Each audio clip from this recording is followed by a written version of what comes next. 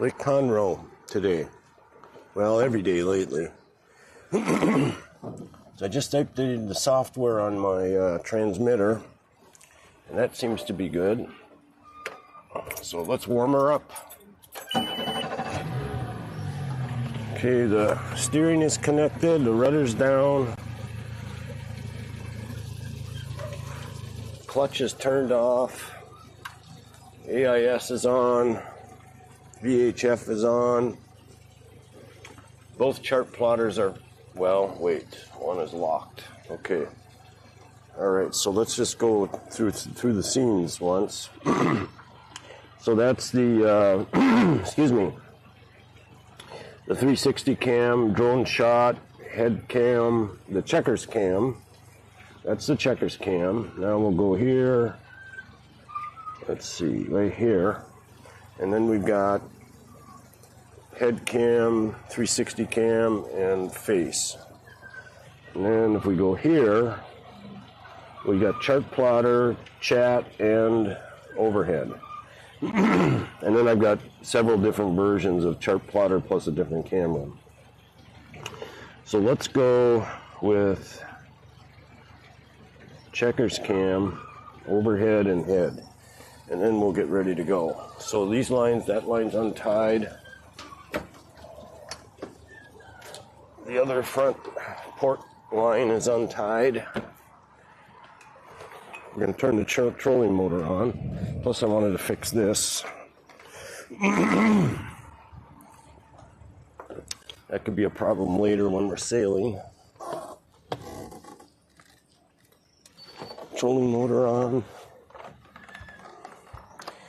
When I bought that trolling motor, I was really hoping I could turn it on from the cockpit. I can control it from the cockpit, but I can't turn it on. So other than that, it's a great trolling motor. Okay, now we're going to disconnect power. And I got a 2200 watt equal flow unit down below. So that's what everything's running on right now. Been testing that lately, and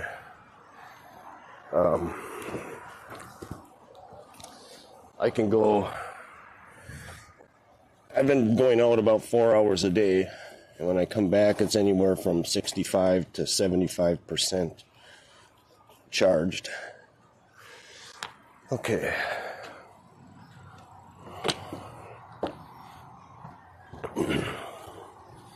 Now this guy, I always lengthen a little bit, so it's easier to catch when I come in with my pole.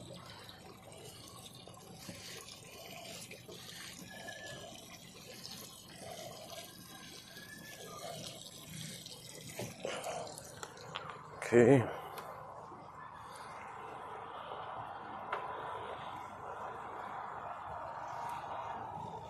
Big gust of wind came up a little while ago.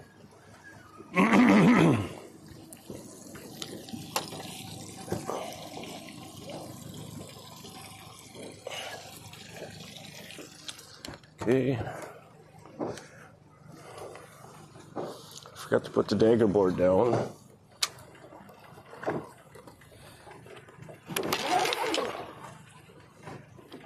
There we go.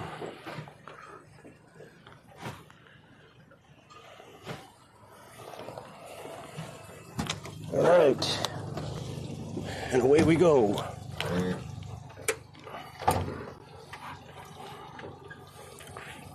Whew. Stream's still working.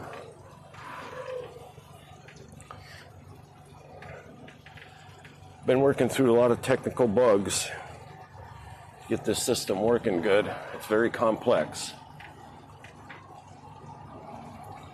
It's not like a guy sitting at a computer or a girl playing a game with one camera. But then again, I kind of like complex solutions, complex problems to solve.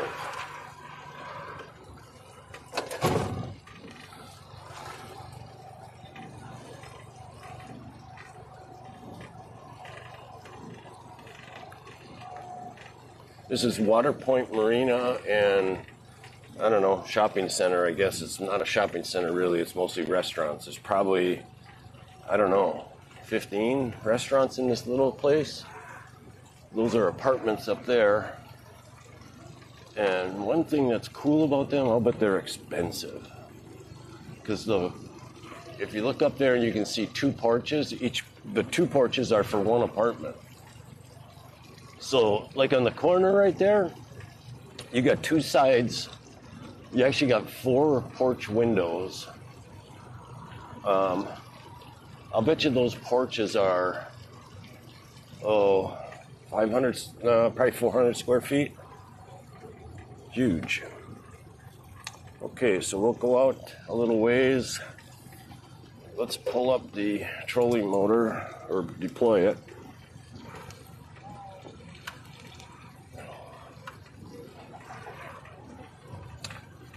Okay. This is the Freedom Boat Club here. Yesterday, almost every boat was out. Probably happen again today.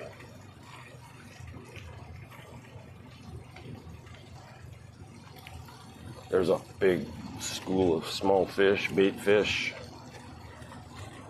Let's put that on.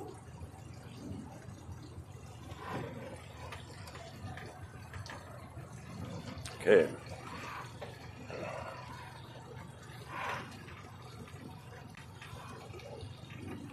So what I typically do is I go around the corner here, and then I just anchor the boat with the trolling motor to get my fishing setup going.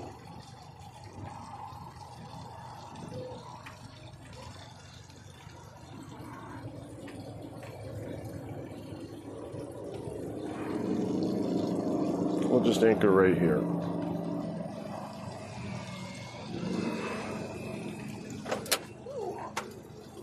Okay, this goes around my neck.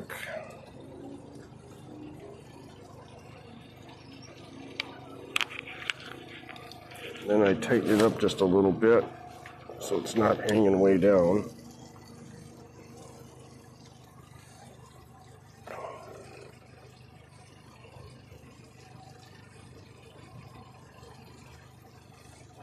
Okay.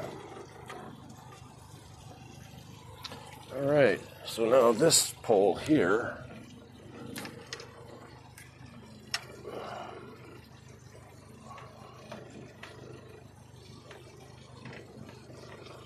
got a chunk of bacon and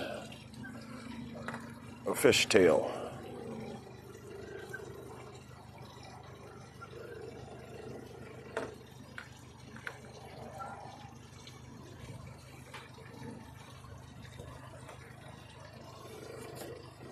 Oh, I gotta get a wrench.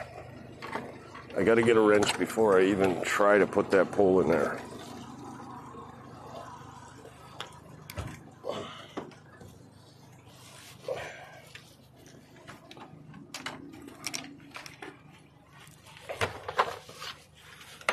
I had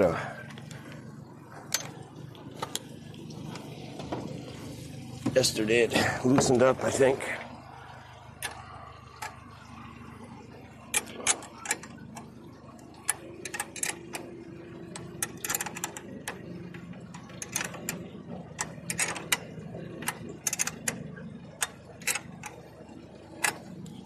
Okay, put that up here.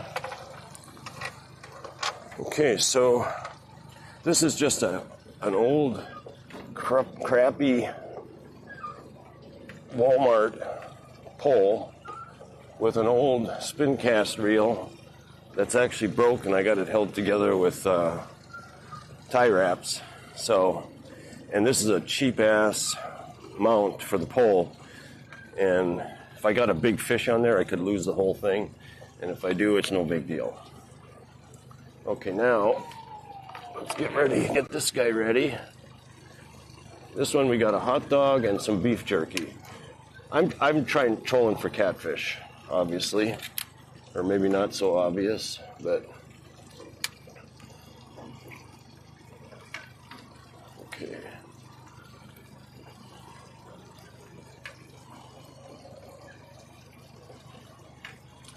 All right, now what I do usually is just get that ready like that, and then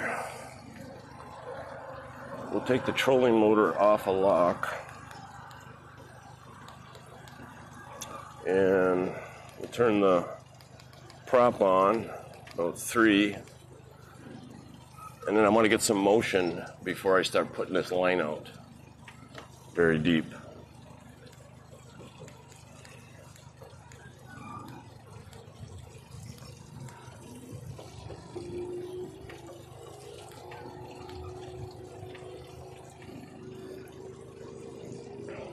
So if you click that location link, you'll get to see where I am on Lake Conroe and follow along on the journey. I'll be out about 4 hours today. Something weird about this thing, like I'm not moving like I should be. So let's go up to 4. I guess I am moving pretty decent.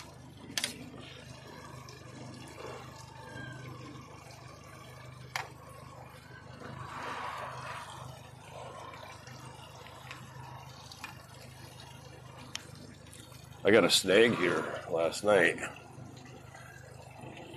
right along the dock here. Must have been a body or something. And I actually turned the boat around and got my snag out. Okay, so now we'll clip our tether on. This tethers the line to the 5-pound weight.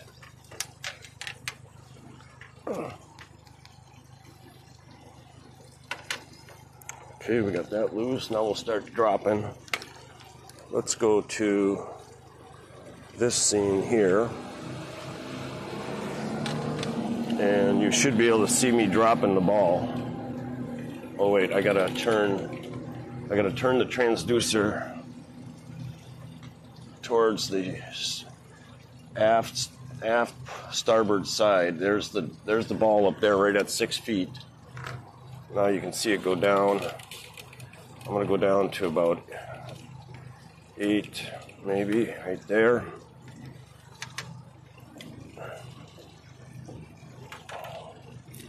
And I hope I don't get another snag like I did last night. One thing that was cool about it is as soon as I got the snag, I reversed the boat, or turned it around using the trolling motor, and let some line out while I was turning. And then I turned around and I started going back towards the snag because I was either going to cut the line as short as possible, or either that, or I was going to possibly remote chance get it unsnagged. And son of a gun, if it didn't unsnag, it must have been hooked on a piece of metal, because as soon as I got past the snag, poop, it popped right off. Now, if it was in wood, it would have never done that, right? Okay, now this one, I'm going to let a little bit more line out. I got a 1 ounce weight on that line.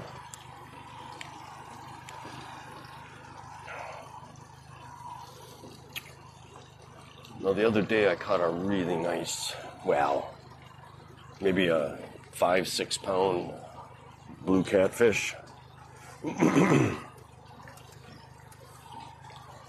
That's nice for me.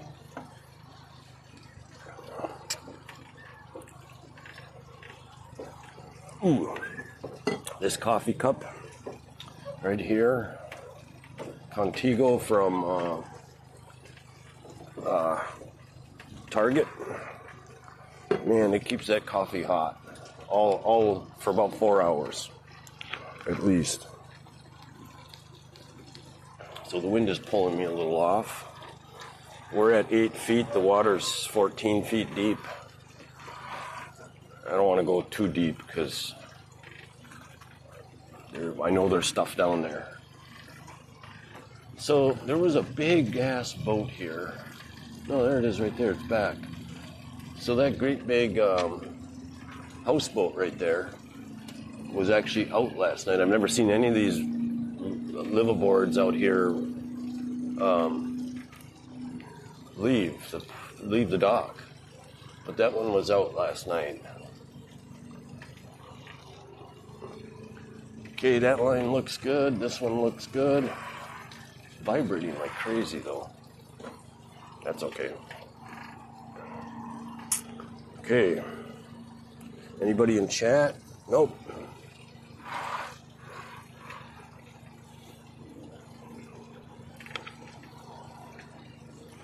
So it was probably about 8:15 that I left the dock. I'm not sure, roughly.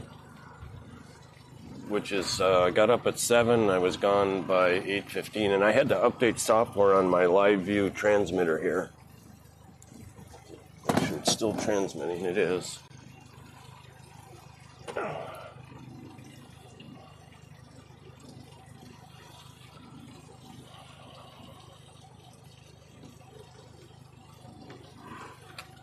I like to go closer to that dock. This is just about where I got the snag. No, not there. Okay, we're in 15 feet of water now. I'm just gonna go down a foot at least. Ooh, look at those fish coming right there.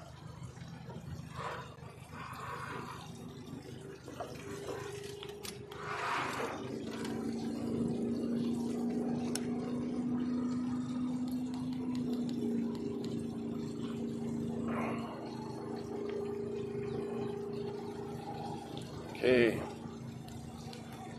I'll go out for about 4 hours and then I'm gonna head home. We're gonna cook hot pot, like Asian hot pot for supper, and I've got some catfish that we're gonna put in it.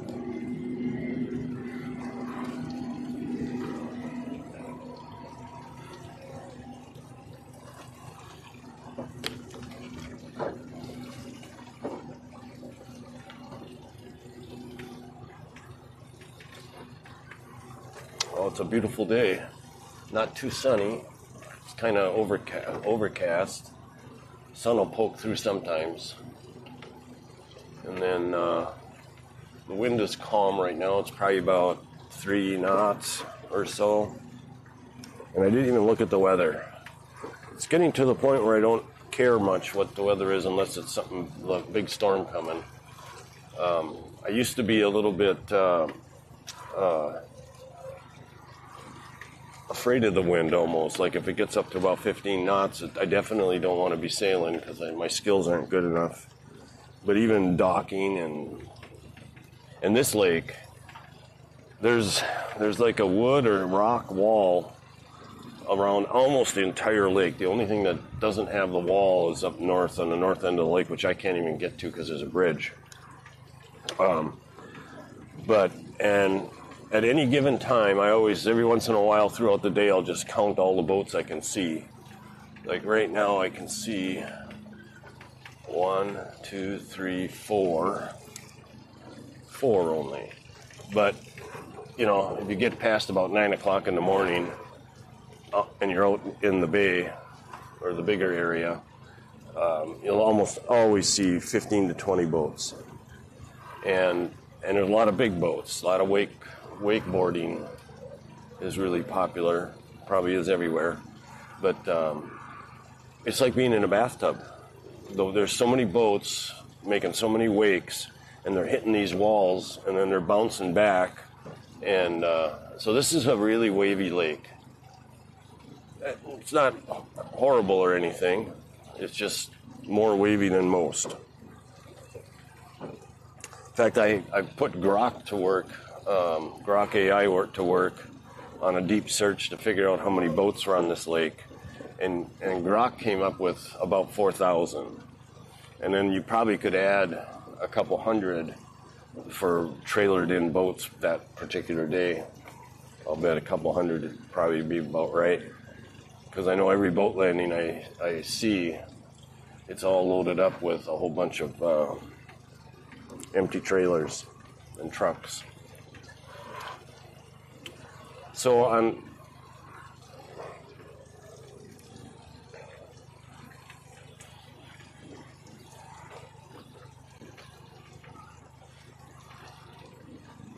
I got to figure out how to get that to stop repeating. I might be on Facebook this morning for the first time. Possible. I set it up last night, but I don't know if it's working. I didn't test it.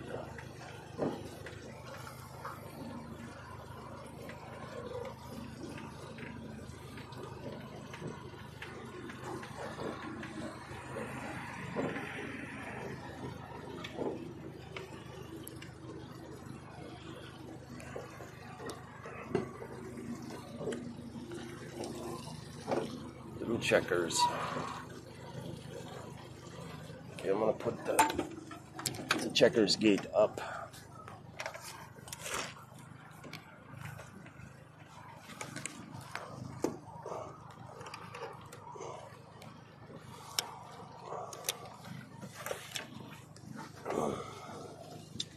I got his water dish out here. Yesterday he didn't drink any water. The day before he drank 2 dishes full. I guess it probably has to do with how much he drank before. Okay, we're going 1 mile an hour. Should be going a little slower actually. So we're on 4. Let's take it down to 3. And we're 6 feet off the bottom. I know I'd do better if I ran the bottom closer with my rigs, but that's okay. I don't care for snags, and maybe I'll get to learn where to go. Like for example, just about where the boat's headed right now.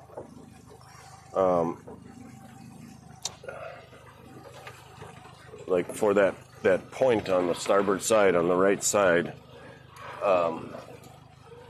I ran close to those no-wake buoys up there and ended up getting a snag about a week ago.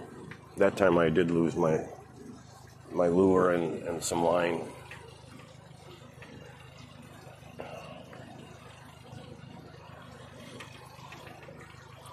So what I usually do is, once I get close to the end of this floating dock, I don't want to go anywhere near those buoys, so I just kind of turn out to the middle of the channel here.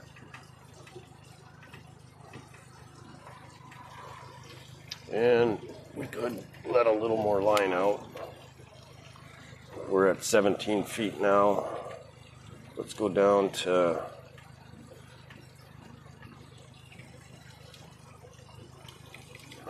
11, or actually we're at 12. Okay. And we can probably let a little bit more line out with this guy.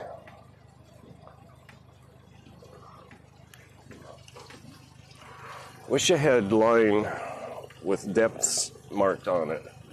And I got this nice, this is 40-pound test. I don't even remember what it's called, but I wanted the orange so I could see my lines better. But I wonder if I could paint different colors on that line, if it would actually stay on it. Probably not. So I can tell my depth on my downrigger, but I can't tell depth on the, because I can see it in my live scope. So right now my live scope, let's put that view on. Okay. So that's the live scope, Garmin live scope, and it's on a GPS map transducer right here. Not transducer, chart plotter. And then I've got it mounted. I've got a PVC pipe inside of another PVC pipe so that I can turn this. So if you look at the screen, when I turn it, the ball disappears. That's because it's only a 5-inch wide view window.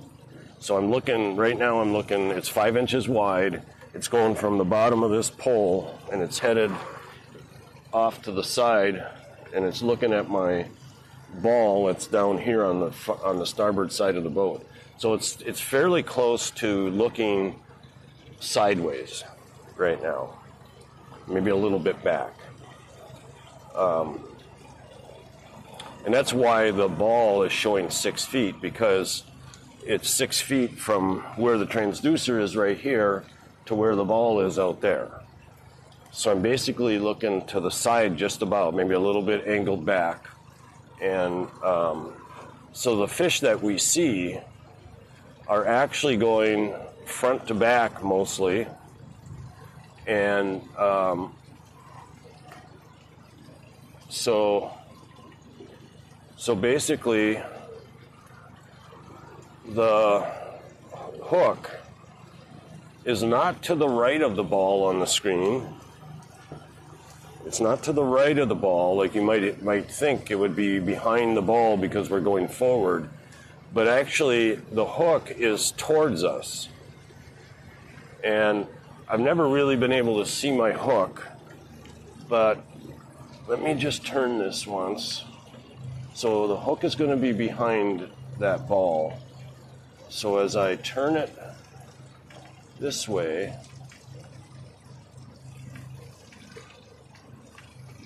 I don't see the hook. And I called Garmin about that because I was trying to be able to see the hook. And they said it's the live scope, even though some people can get their hook on the line, or excuse me, on the screen sometimes, it wasn't designed for that. So anyway, all I have is a hook with some meat on it and no reflector. Even the sinker's pretty small. So we're not going to see the hook.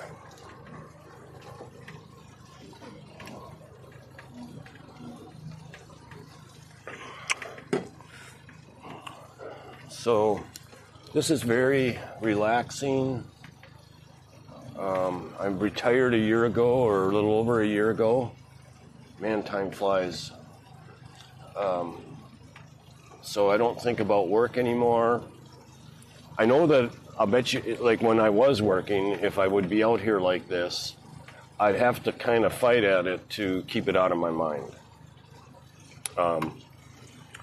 And the way I would do that is I would say to myself, all right, work, you're on my time now, so go away. This is Rob's time, not work time. And try to get it out of my head. But I had a manager role, pretty challenging one. It was not easy to be successful. It was very difficult to be successful in my mind. For me to accomplish what I want to. Anyway, so the stress came from me not meeting, at times, not meeting my own expectations for the department I managed. So anyway, the wind is picking up, and it's funny how this, when you don't have a sail up, this boat tries to turn into the wind. So I've got the steering.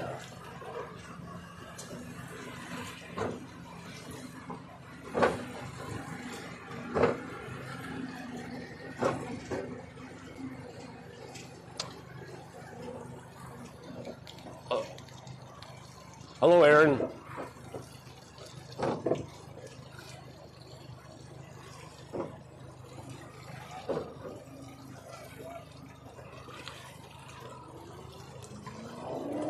All right, Aaron, I'll look you up.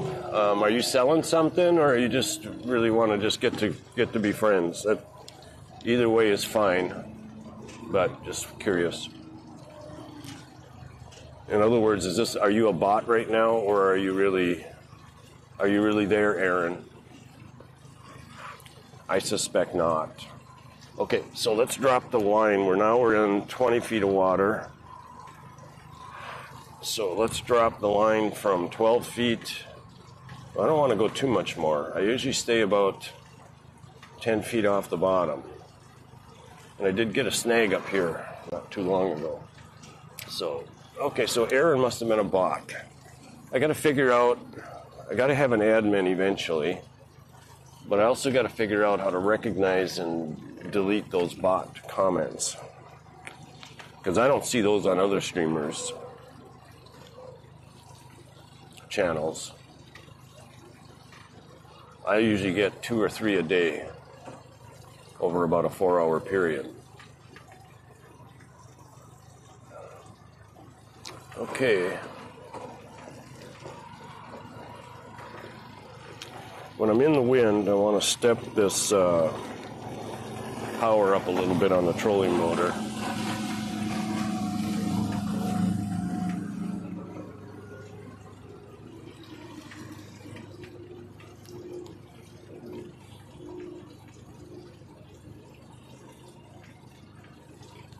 Wind's coming out of the south.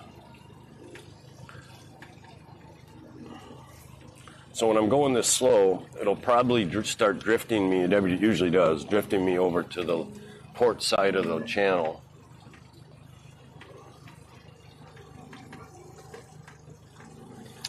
Okay. There's a big fish. I think it was a big fish, not a group of fish.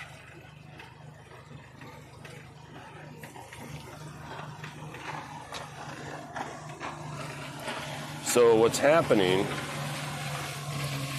again, my live scope is almost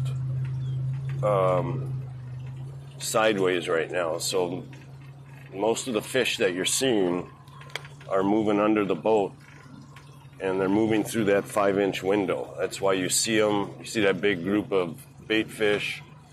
You see it for a little while, and then it's going to just disappear.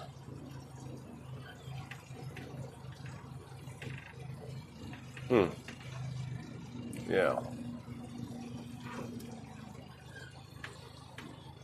Oh, I don't need this motor running. What am I doing? Goofball? Goofy.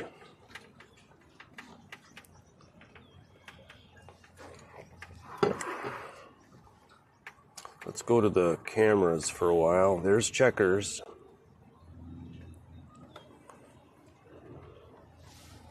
That's the Checkers cam. Checkers cam is a Sony 3000X. And I have that connected. Actually, the batteries, something was different about it this morning. It's got a USB cable coming out of the back for power. I know why that's happening. I just thought of something. I've got the USB for this thing plugged in down here into a USB socket, but the way this thing was designed, it was supposed to have been plugged in up here. Let's see if that battery charges now. So anyway, I had the USB power cable for this camera. I had it plugged into just an outlet down here in the bottom. I got 2 power strips down there. And when I started it up this morning, it said USB, and it had 2 arrows like going in a circle. And the battery was fully charged on the camera. And I've never seen that before, so I unplugged it. So we've been running that camera all this while, the Checkers cam, on the camera's battery. But the way it was designed, it was supposed to have been plugged in when I got it. It was part of a backpack, an IRL backpack, in real life streaming backpack. And it's got the LiveView, which is this. Let me see. Let me change this camera a little bit. There we go. So here's the LiveView, and here's the battery. Here's the cable going up to the camera. So hopefully the battery on the camera is charging. It's already down about 25%, it looks like. I can barely see the little thing.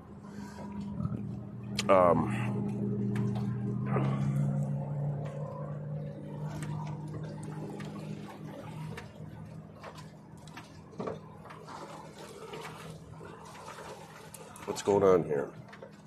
Okay, I lost my restream chat somehow. Okay.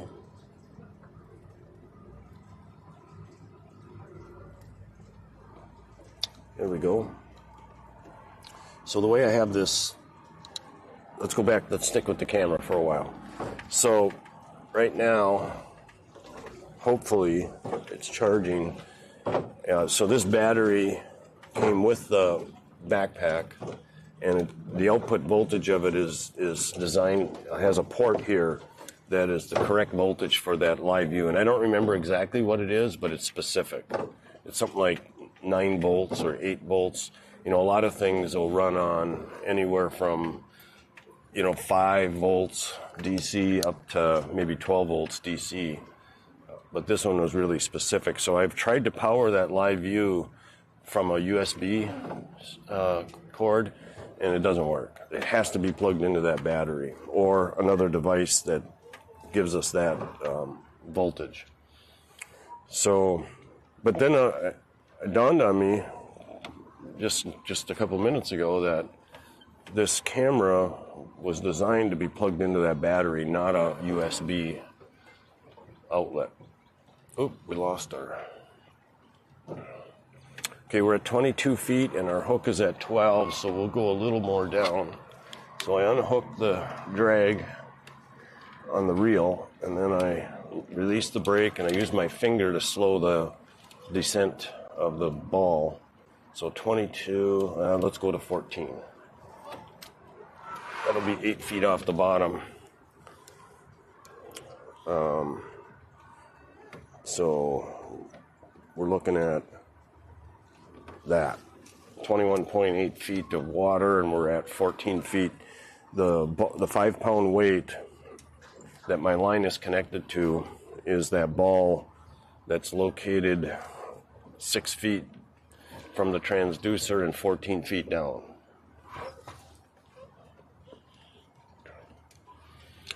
Okay, so we can probably let a little more line out on this guy again, and I never know where I'm at.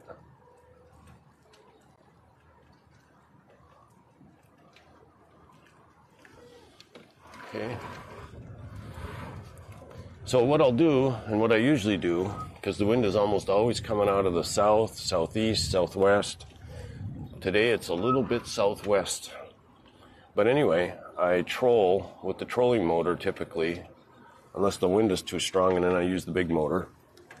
And I troll my way all the way over by the dam, which is the southern end of the lake.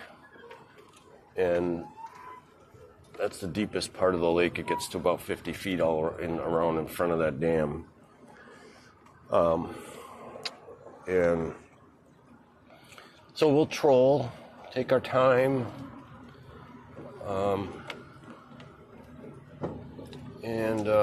Once we get over by the dam, by then the wind will be picking up more, and we'll do a turn, and then I'll shut the trolling motor off, and I'll put the jib sail out. Depending on how much wind, I'll put it out anywhere from like a third of the way to full. And then we'll let the sail move the boat for trolling.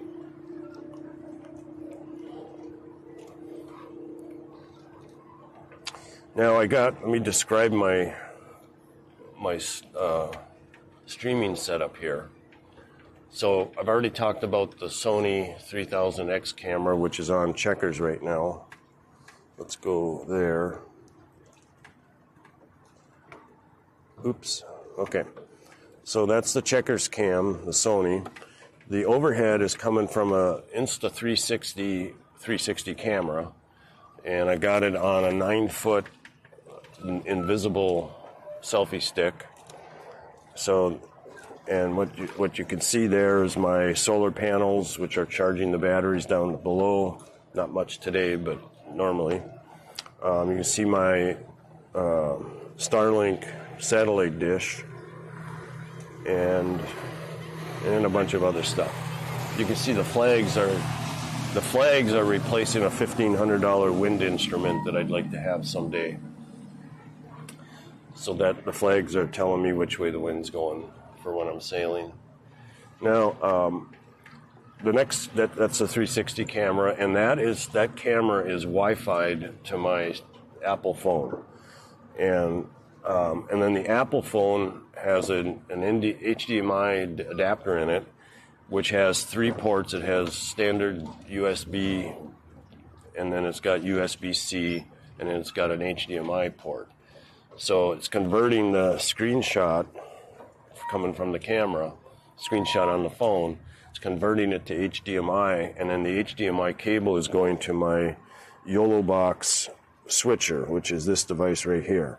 So here's 1, 2, 3, 4 HDMI inputs. Here's the HDMI output, which is the stream. And then this is a USB camera that I have mounted up here, which I'll show that one as well. And then the other cool thing is with those HDMI adapters, ooh, these are big Texas wasps, and they bite like a bugger. Just flew right by me. I don't know if you could see it on the camera or not, but they're massive wasps. And they don't bite very often. They're pretty tolerant. But I got bit by one once, and holy crap. So, not bit, but stung. So anyway, back to the devices. So the HDMI cable goes from the HDMI adapter to the YOLO box input. And then the USB-C port has a cable going to my power on my power strip. And so that phone is being charged constantly. So I can stream all day long and never lose my battery on the phone. Now, over here, I have an Android phone right here. And the reason for that is I can also control, like what I'm doing on my YOLO box screen right here. When I'm switching views and everything, I can also do that from my phone. But it only works on Android. So that's why I have that Android phone originally. But now I've got this set up because I built this whole box here so that I can switch views myself and really easy. But the other cool thing is, and I tested this once on Patreon, but I don't have not sure the link is working anymore. I got to fix that. But the audience, if you're a Patreon supporter, you can actually control this stream. So you could control it like an admin, or you could control it for fun.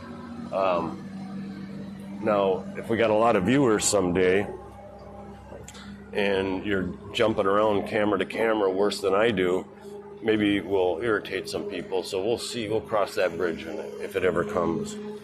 Now, on that Android, not only can I control the stream from it, but that's where my head cam is Wi-Fi'd to.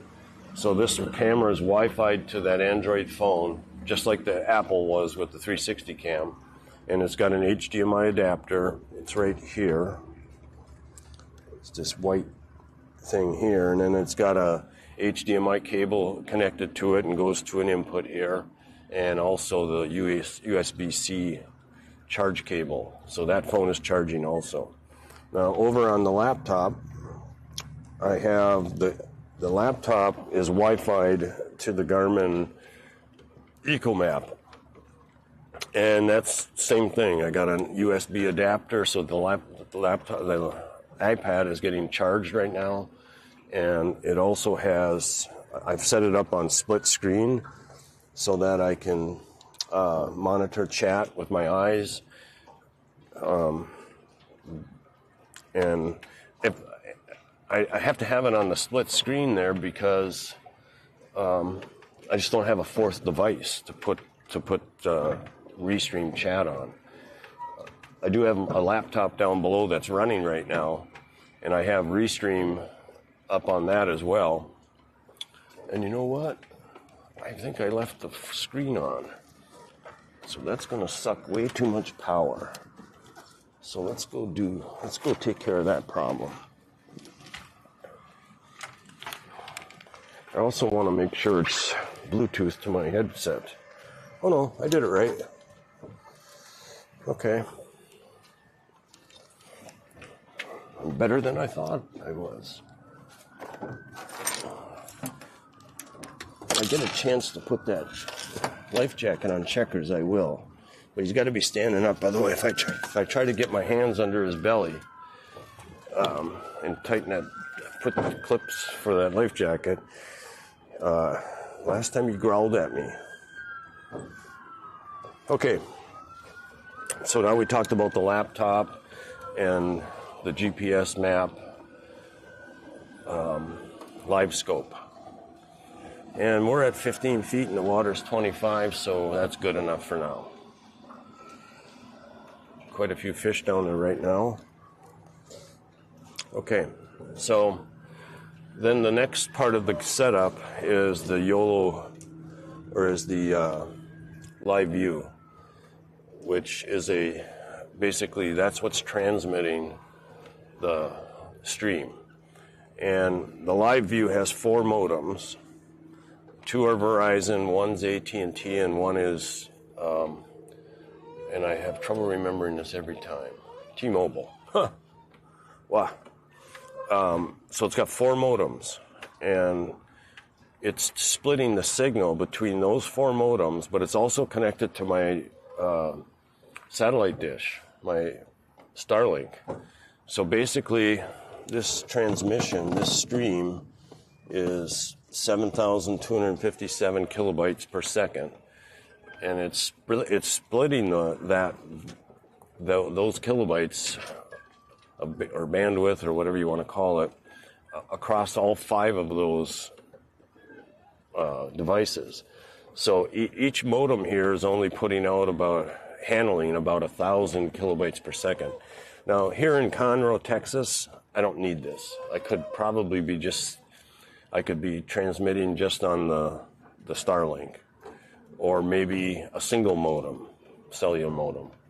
But the reason I got this set up is because my ultimate goal is to travel the Great Loop, which is a 6,500-mile trip, take a year, and I'll be in bad cell signal a lot. So hopefully this gives me continuous streaming service.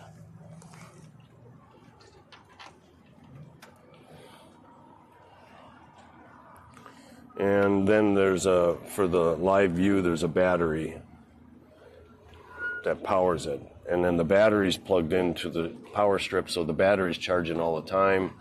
There's a battery in the LiveView also, so that's being charged by the other battery, and then that battery's being charged by the power strip. And then the power strip, I've got connected, I routed a cord up so that I could plug this whole box in. So this is the cord coming out of the box. There's 2 power strips in there connected in series, and so this is actually, everything in here is being powered by the 2200 watt EcoFlow power station down below, and that has an inverter. So it's going from 12 volts to 120 volts up here at 120 volts, and then down to whatever the USB plugs put out, and I think it's 12 volts, but it might vary 5 to 12, or not vary, but whatever. It's 12 volts. So and that 2200 watt station is being charged by the solar panels. Now I also have my refrigerator plugged into that right now, so the refrigerator's running off the inverter also. The refrigerator has a 12 volt power cord also, but that's not working. I keep forgetting to call the fridge company. I'm probably out of warranty by now, and help me troubleshoot the 12 volt side of that refrigerator, because I can plug the 12 volt cord into the power station also, and it won't be running on the inverter, which will save like save power. Okay, we're at about 14 feet and our water is approaching 30, so let's drop down again.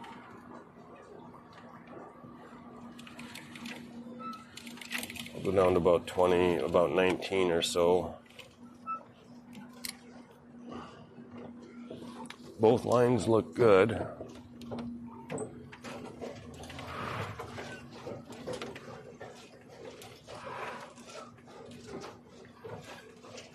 We're going 0.8 miles an hour, that's good.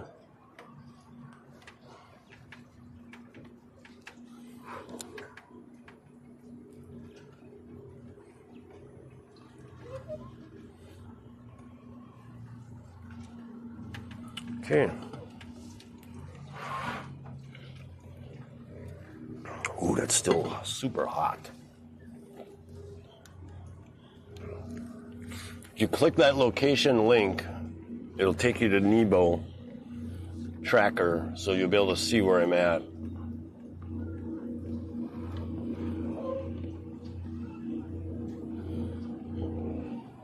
So there's a big power boat up there.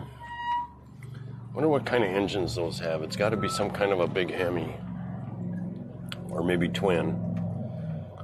But they're throaty. Sounds cool. But he's got to be burning an enormous amount of fuel. And it's fun to go fast every once in a while, but I don't know. I don't think I would, even if I had a lot of money, I don't think I would buy one of those. I want a practical boat that can be used for things like sailing, fishing, doing the Great Loop. The reason I picked this boat is because I was planning on doing the loop. Originally, my wife wanted to do the loop, and then, I don't know, she kind of lost interest, but so I kept thinking about it and researching it, and so I decided I wanted to do it. And by then she wasn't going to be coming. Actually, our original thought was, before the loop even, or the loop was included in that, was to buy a catamaran, a sailing catamaran. And it's funny. So there was one for sale. And we had just sold our house, so we had some money we could buy it, actually, almost cash. And so we went to look at it, and our thought was we would buy this fairly big catamaran. I think it was about a 40-footer, and we would live on it until my wife retired, and then we'd take it. Then we'd take that on the Great Loop. But our daughter was about 16 at the time, or maybe 15 even. So she was going to be around for a while yet. And so the three of us went to look at the boat, and we get on the boat, and the guy is showing me around, and I come back to the salon area, and there's my daughter sitting on my wife's lap, and she's crying. And I said, "What's the matter?" She said, "I have anxiety on the boat." So that was the end of that. So that's when I started still thinking about going on the loop, but and it just transformed into I'm going by myself.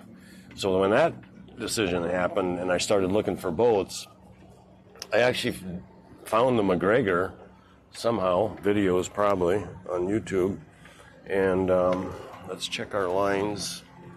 That one looks okay. This one's still good. When the line is going almost straight down here, or maybe a little bit back, that means it's still tethered to the ball. If I get a bite, it pulls that line out of the tether, and then you'll see it go way back there. So that's how you know you got a fish. So I started looking at these McGregors, and the reason they appealed to me is because I really did want to learn how to sail. But for the loop, you can't sail probably more than 20% anyway. So I needed a power boat as well. So this is, there's a few boats like this, other brands, but not very many. It's actually not an ideal boat for anything. This thing is more of a versatile boat. And so I've got a 60 horse Mercury on here, which is called a Bigfoot. It's got a larger lower end. I think it's got a 90 horse lower unit on a 60 horse motor, which gives it's more beefy, a little heavier, which isn't good, but it gives it a lot of low end torque. And I have this boat loaded heavy. It's right at the max weight. And I didn't really buy that motor for that reason. I bought the motor because it was the only Mercury I could find. It was right after COVID, or a year or so after COVID, and shit, you couldn't get outboard motors. And I called a whole bunch of Mercury dealers, and I found one that had 2 of them on order, and they just happened to be coming in soon. So I snagged this one. So when this boat is empty, that motor will push me about 19 miles an hour. When I have the ballast out of it, it'll go about 13 or 14 miles an hour. But right now I've got the ballast in it, which is 1,500 pounds. And so it'll only go about 9 miles an hour, full throttle right now.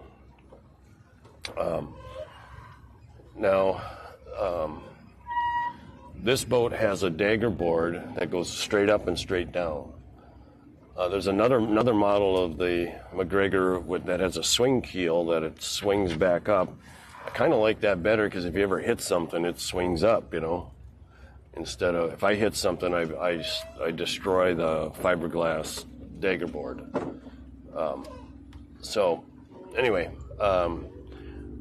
Because you can raise and lower the dagger board, and you can raise and lower the rudders. The rudders are in the back here. Because those can be raised and lowered, I can run this boat in about 12 inches of water. Maybe not right now when I'm fully loaded. Maybe it's somewhere up closer to 18, but that's still.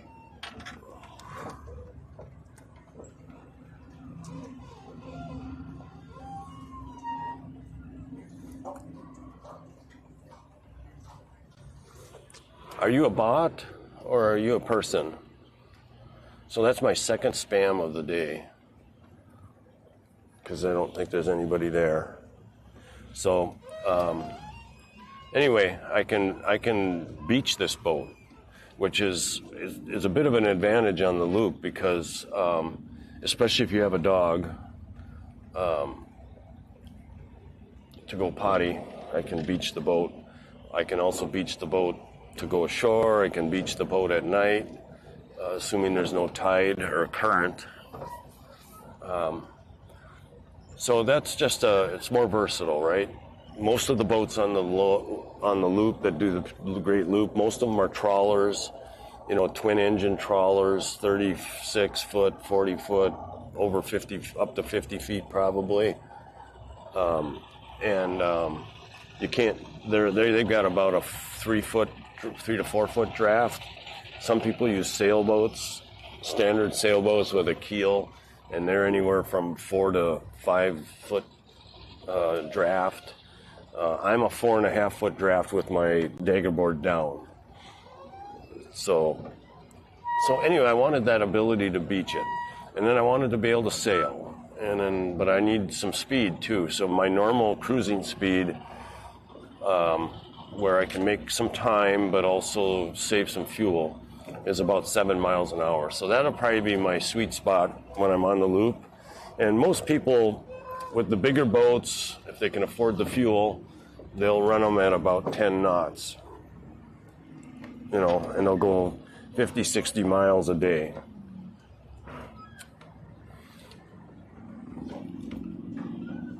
So, what else about this boat? So, when I started looking for McGregors, there was a couple of them, or one for sale in Houston here, and I kept calling the guy to go look at it because I kind of just wanted to, whether he was going to buy it or not, I wanted to look at the boat at one because I had never seen one up close. And he kept breaking appointments, and so finally I never did look at it. So I started stretching out a little bit, looking on Craigslist, and it just so happened that my son was considering moving north, back where we come from, back in Upper Michigan or Wisconsin was most likely where he was going to go. So I thought, okay, I'll load up all his stuff in my diesel truck, and I'll bring him up there, but I'm going to look for boats all along the way. So I started, with the circle on Craigslist, I started looking for boats all the way up between here and Wisconsin. And son of a gun, I found a few, but I found this one in Superior, Wisconsin, and the ad said, McGregor 26M 2008, brand new. What? And then I thought, well, that's got to be a scam. Ooh, hold on.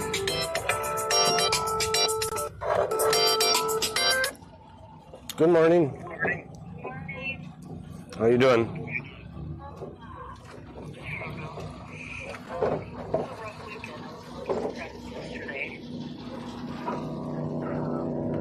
I got a big bruise. Where you caught what? Oh, yeah. Huh. Huh. Anyway, yours did the same thing. No, but I don't bruise easy, But it didn't do the same thing. But it hurt. It hurt way up into my bicep and then down below my elbow also. And he said, I believe he told me that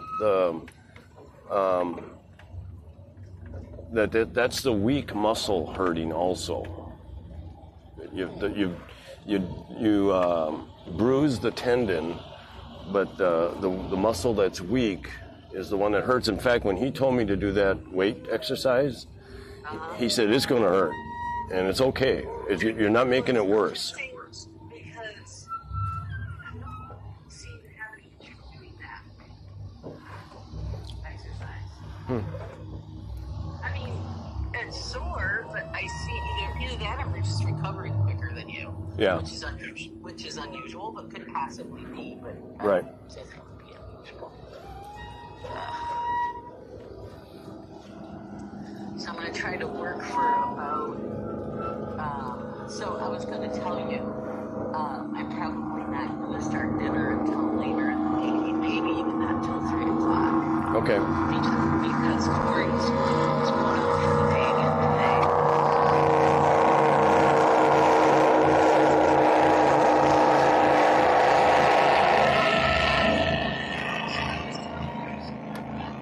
And I'm going to spend the next, just turned on the computer, so I'm going to spend the next probably 4 hours before I do, my laundry, and then I might spend 4 or 5 hours, and then I won't start preparing, so I'll clean the kitchen before I prepare for the hot pot. Okay.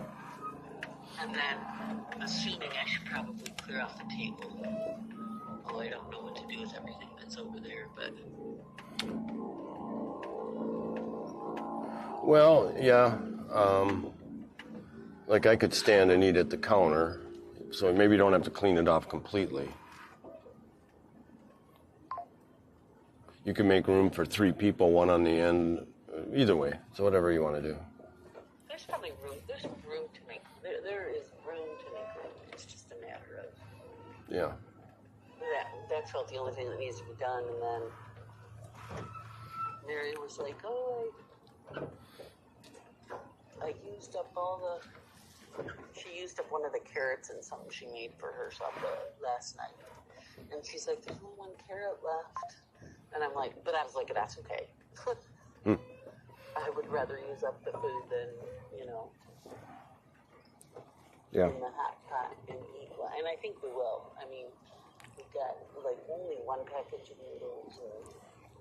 packages of it. But I figure we could cut up, maybe we could even cut up some of the squash and use it in the soup. Yeah, probably could. I don't know how to do that. I mean, I don't know. The squash that would be better for that is the rampitamp, which I've eaten all up already. Of course you have. Couldn't. I had some yesterday here. But,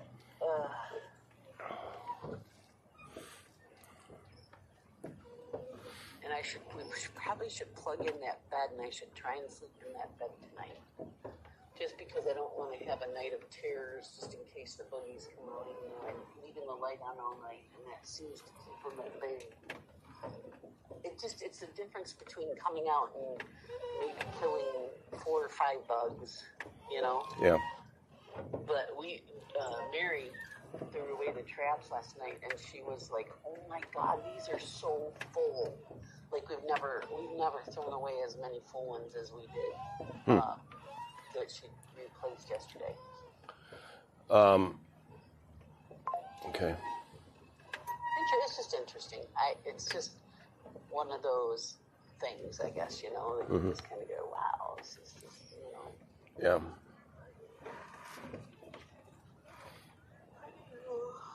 But it's good. I think if I only had one thing that I would enjoy tonight would be, I don't know if they have it, but having,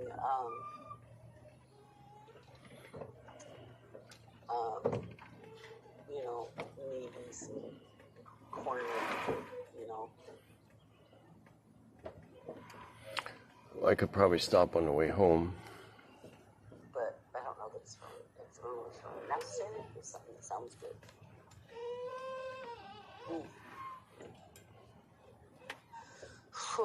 Okay. Oh, go get my coffee.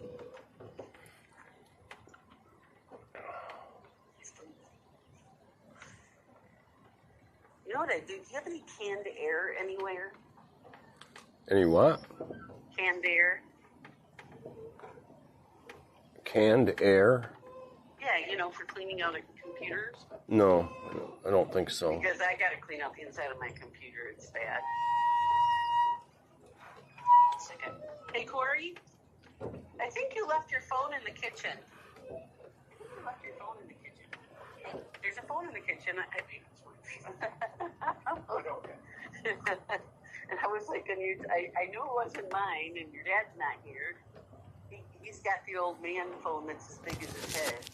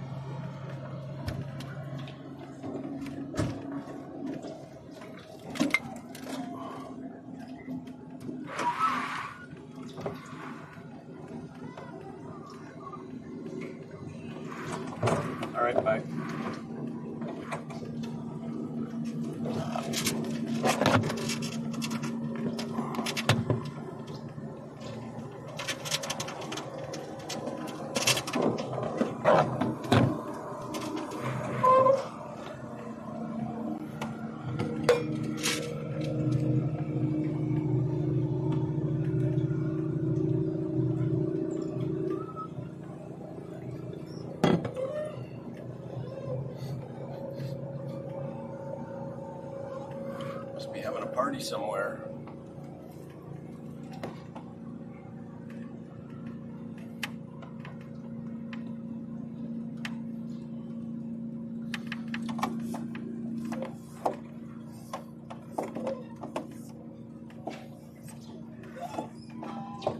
That line looks good. I have to lower this 360 camera because I was using my phone. My wife called, and when you disconnect the phone, when you use the phone, it disconnects the Wi-Fi to the camera. So I have to restart the camera, and then it shuts off fairly quickly. So, well, there we go. Join. Connect now.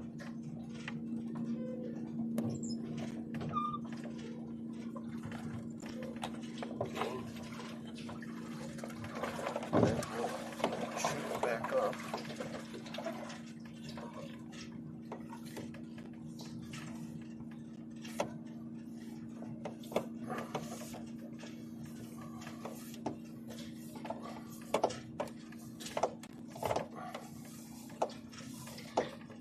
There we go.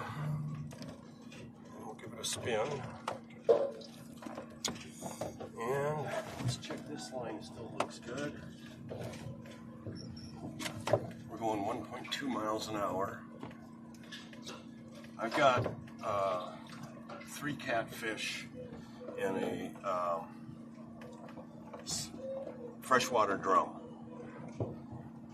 all filleted and in the refrigerator for dinner tonight. We're going to have that Korean hot pot, and I'll probably fry some of the fish up too so people can try that, but then we're going to put some of it in the hot pot soup.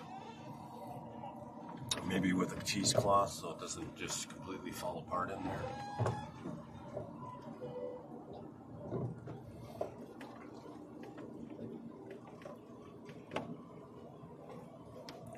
Okay, we're still transmitting. Nobody's in chat.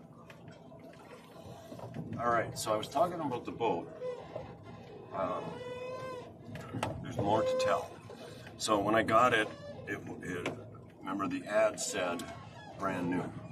So I kind of ignored that one and kept looking, and then I came across it again, and I look at it, and then I press the contact thing, and there's a phone number. So I text the guy, and I said, hi, my name is Rob. I'm down in Texas. I'm looking for a McGregor 26M. And is this thing, how is this thing, is this thing really brand new? And he said, yes. The guy who bought it, he was selling it for a friend of for a family, and the guy that bought it got sick shortly after he bought it. So he bought it in 2008. It sat in a warehouse or the garage with the mast down for 14 years, never put in the water. And so all of the rigging was in bags still, like you'd get it from a brand new boat. And then, I had him send me some more pictures other than the ones on Craigslist. And the guy was a doctor, so I don't trust medical. Well, I'm not going to go there. Anyway, he was a doctor, and so I started believing him that it was really new, and so I talked to my wife, and I decided to go up and get it. And sure enough, it was brand new. So inside, it had a small sink and a little alcohol burning stove on the small cabinet with a stove and a sink. And then it had cushions everywhere. So it was designed to sleep 6, but it would have to be me and 5 girlfriends if I was going to sleep 6 in there.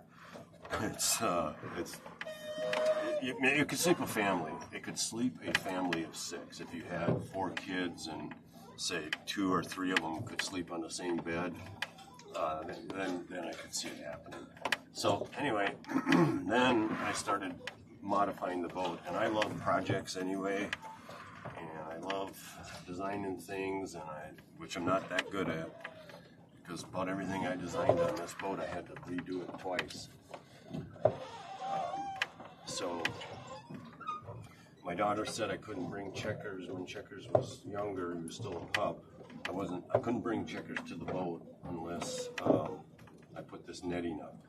So that was one of the mods I did. I put the netting up. And then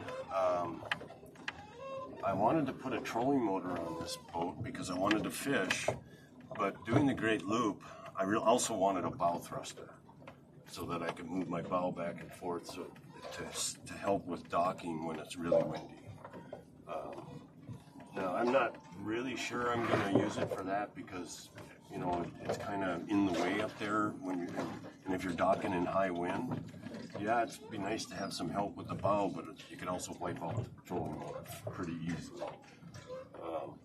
So I bought this trolling motor, and so then I designed a nose cone, kind of, which is a triangular piece of steel plate. I was thinking about using aluminum, but it was so expensive to buy 1/4-inch aluminum plate. Unbelievable. So anyway, I made it out of steel because I wanted it strong anyway, and I wasn't quite sure that the aluminum for the way I was designing this thing was going to hold up anyway. So there's a piece of flat plate in a triangle shape up on the bow. So I took the anchor roller bracket off, and I took the stanchions off, or not the stanchions, but the cleats. And so the cleats there's 2 cleats with 2 bolts, and then the anchor roller bracket that the anchor sits in had 3 bolts. There are actually 2, but you could put 3 in. And I could not get a trolling motor with a long enough shaft to actually work on my boat because my boat's much higher than a normal fishing boat.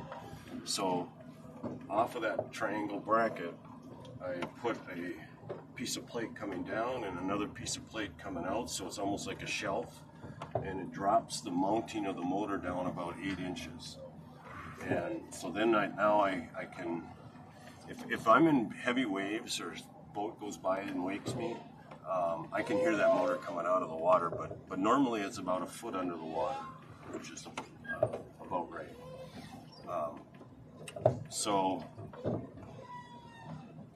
But I also wanted 2 anchors for the trip.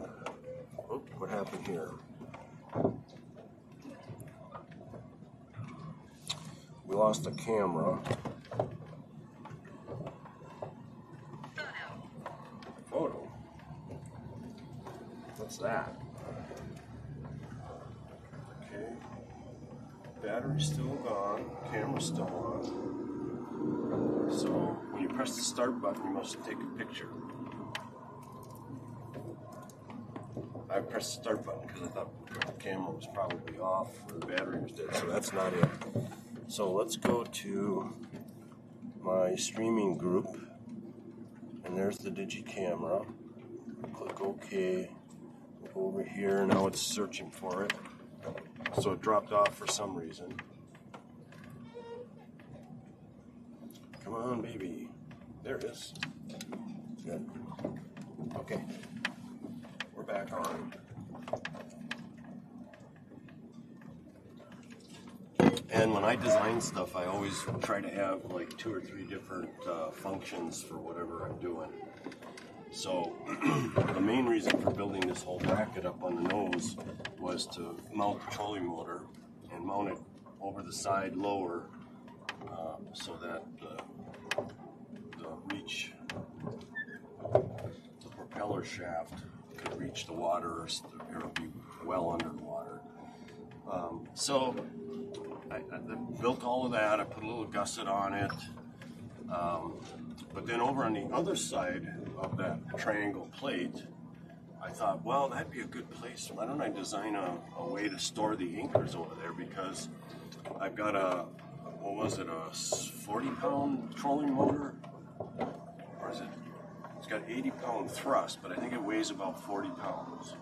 and that's over on the port side of the boat, which is, I knew that I could bolt that plate down solid on the front of the boat, but I didn't want any kind of twisting action going on. So on the right side of the bracket, I put 2 pieces of plate coming out, and I had have a notch burnt into that, so that I can actually put the anchor down in that bracket and store both anchors on the starboard side of that bracket. And I can even get it in and out with the chain on, with the chain connected to the anchor. So it's a place to store the anchors, but it's also a counterbalance for the weight of the trolling motor.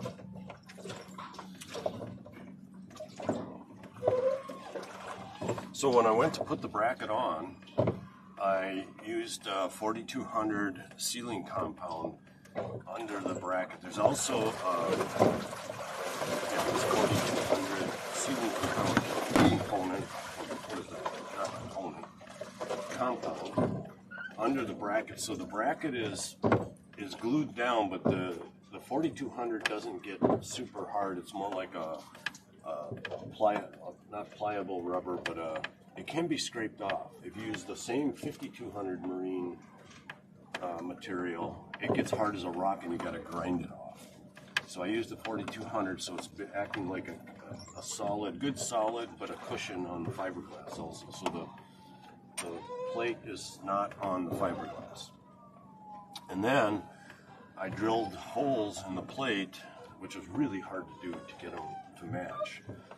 Because if you have a solid plate over the top and the holes are underneath that plate in the hull or in the fiberglass, how are you gonna match them up? You know, you can't just measure and hope for it. I had to get it right. I didn't want a bunch of holes. I didn't want that plate to look like Swiss cheese. I didn't want water going through any holes, any extra holes.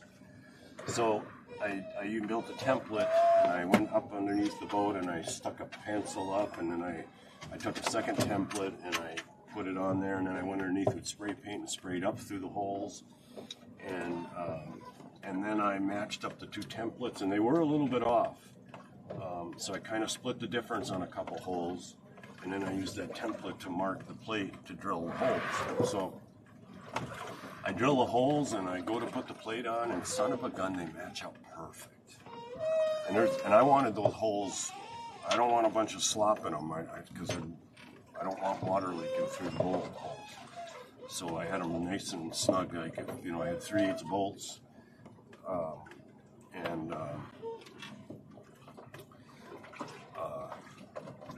I used a 3/8 drill.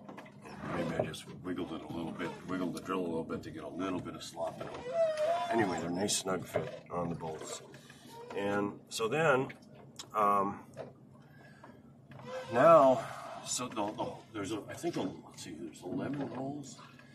I also have a second, one of my anchors is a 22 pounder, which is the 15 pounder what came with the boat. So it's a bigger anchor. And so I bought a longer stainless steel anchor roller. It was an aftermarket part for this boat. So I ended up with 2 anchor rollers. And so I didn't mount both of them. I ended up only mounting one of them. But I drilled the holes for both of them. The longer one mounts on the left side of the center of the boat, and the shorter original one mounts on the right side. So, and the longer one has 3 bolt holes, and the shorter one has 2. So I discarded the shorter one. I used the bigger one. That's got 3 holes in it. But on the other side, I can put that shorter one back on if I ever want to. So I drilled holes for it. So I got 3 holes for one of the anchor rollers, and I got 2 holes for the other one. That's a total of 5 3/8 bolts going through that plate, through the fiberglass. And then there's 2 cleats that were there, and I mounted them, took them off the boat and mounted them up on top of the plate. And they each have 2 holes. So that's how I get to, I guess it's 9 holes, not 11. So that plate is bolted down with 9 bolts, and I put aluminum backing plates down underneath so it didn't damage the fiberglass, so I could I could tighten it up pretty tight. So the plate is a mount for the trolling motor. It's a storage location for 2 anchors, and it also sticks out a little further out on the boat. So I was actually able to get that anchor roller further out, which worked better with my bigger anchor. So that was a major modification. That ended up costing me probably $300. I bought the steel.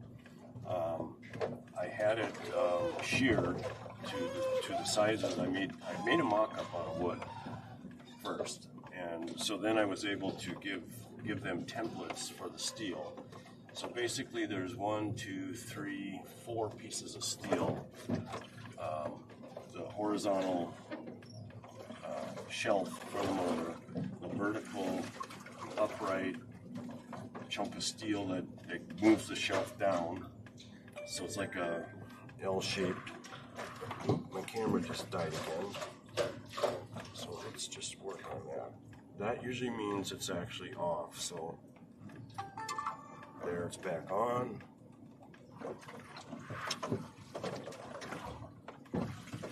So I don't have this camera exactly the way I want it yet.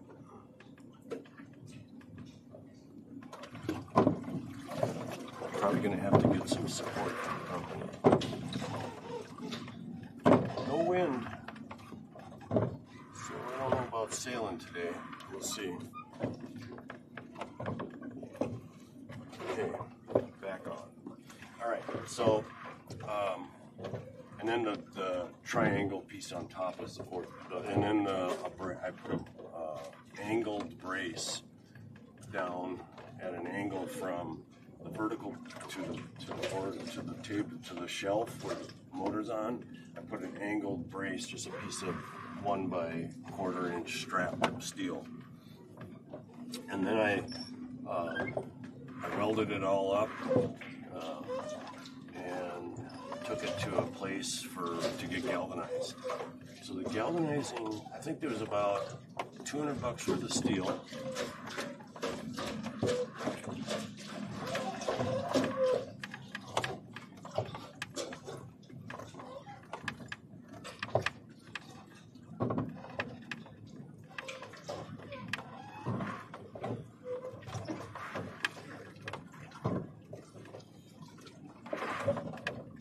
So that's a bot from Kick. So I got to get it to stop repeating all this information. And I got to get that menu to stop coming out. Every day I make this a little better.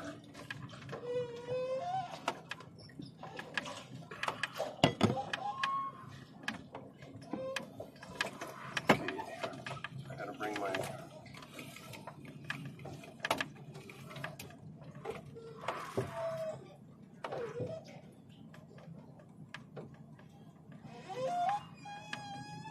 Okay, normally when the wind is blowing harder, I'll make a long right-hand turn because I don't want my line getting tangled in the motor. But today I think I'm just gonna, it's almost like the wind is shifted coming from the north. What's up with that?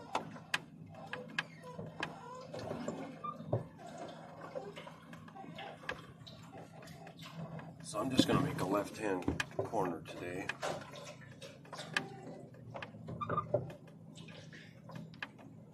Huh. Now, the wind was coming out of the south, which is from our starboard side. And so normally what I do is I come over here and I put the sail up and I sail downwind. But it seems like the wind has shifted and it's now coming out of the north. Well, that's okay. That just means I've got to troll. I'll troll once I decide which way the wind stops rotating on us. And I'll sail back to the. I'll be able to sail back to the marina. Okay.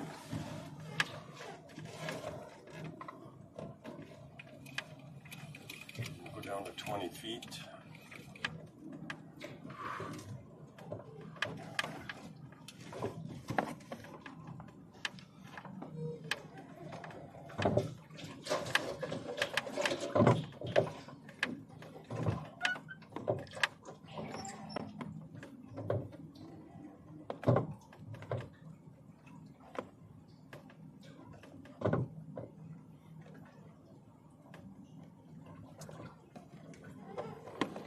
Okay.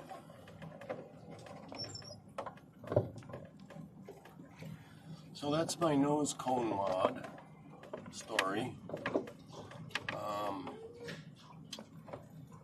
I've already gone through the streaming gear. So I'll just start pointing out. Let's talk about the solar arch and the solar panels. So this bimini came with the boat, and it leaks. I put some of that sealant stuff on it, and it didn't leak for a while, and now I just noticed the other day I forgot to cover up my instruments, and I was home and it started raining up here, and this thing leaked like a sieve. Everything was wet.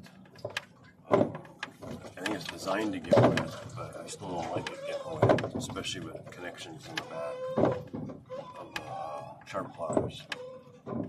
So this bimini, I'm probably going to get rid of it and get a new one somewhere along someday here.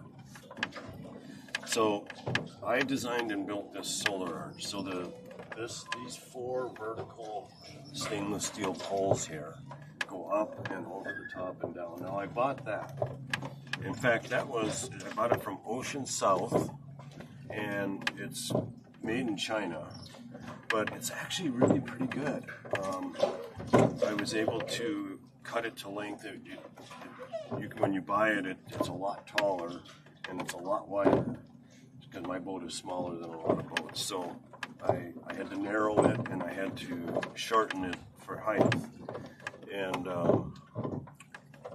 so I did that, but I needed a way to mount it, and I actually wanted it to be wider than what these gunnels are. And so to accomplish that, I got this 1-inch plastic plate, basically,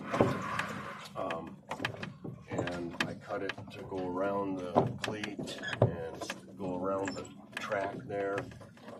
And I also wanted to mount some winches here in the cockpit so that I can sail while sitting here single-handedly.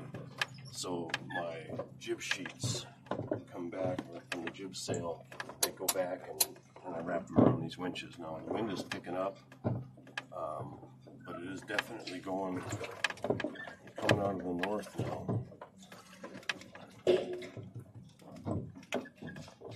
I gotta turn this trolling motor a little bit.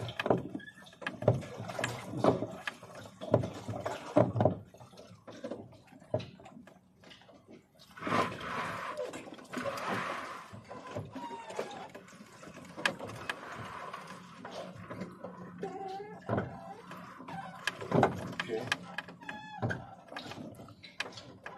So it was, there's some, I guess, fairly complex geometry in this, where you've got to end up with these in the right place, and because it's angled this way, plus it's angled that way. If you needed this thing to be 2 inches narrower, I guess you could cut 2 inches and it would come in, but if you needed it to be, those feet to be a certain distance out, you've got to have it at a certain height in order to get that distance down on the bottom. So anyway, I got it, I figured it out, and I cut it to fit, and I got it mounted. And so, again, trying to do 2 things to get some synergy. I needed to mount the winches, and I needed to mount the arch. So I got this plastic to mount the arch, but I sandwiched the plastic with longer bolts to mount the winch. So this little 2-inch hole here is how you get to the bolts to mount the winch. So basically the winch is holding up, or holding the solar arch. And I even had 2 more holes drilled here, but I couldn't get to them with this 2-inch hole. And I drilled that hole with a hole saw. And you can buy these plastic covers from the parts company that serves this boat, this product. And but they didn't have any 3-inch, so I couldn't reach the bolts, so I just left. I didn't use them, and apparently I didn't need them anyway. Well, this is rust. I drilled something one day, and I didn't clean up very good, and I ended up with some rust stains. Maybe I can still get those out somehow. Anybody in chat? Nope. So then, because this winch up here and that aluminum pole coming back, I've got one on each side.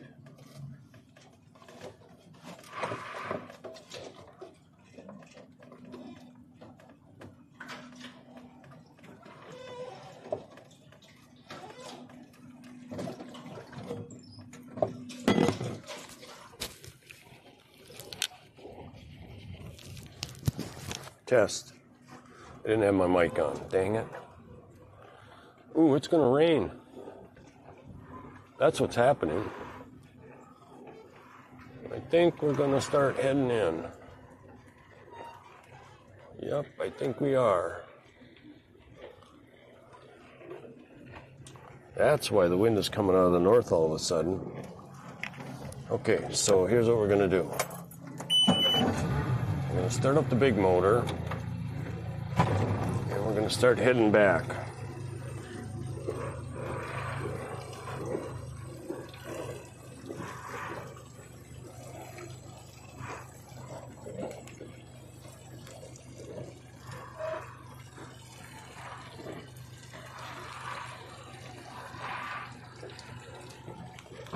I didn't even look at the weather this morning. Okay, let's stow it. Stowing the trolling motor. Lines look okay.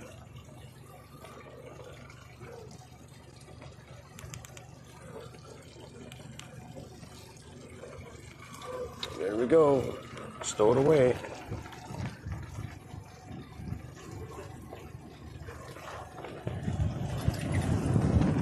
Holy shit.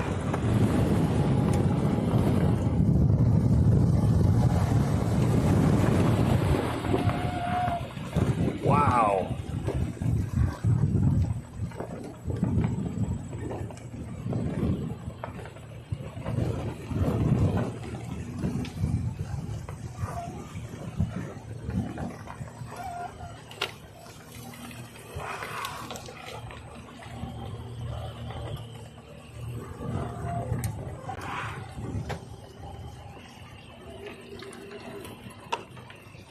I might have a fish, actually.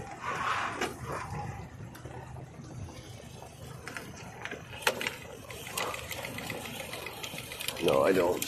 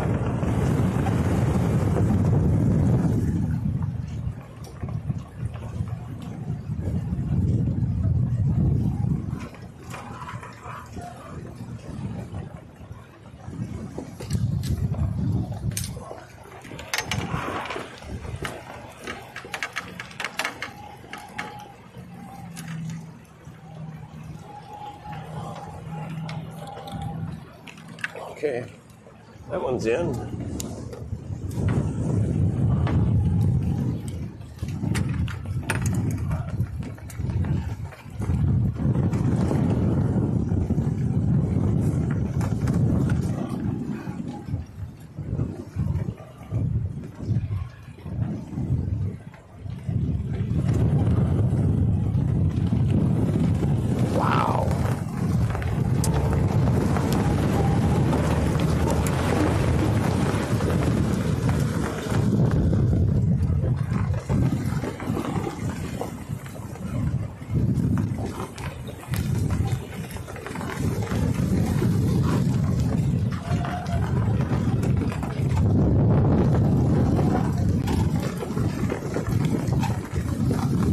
gonna get wet, checkers.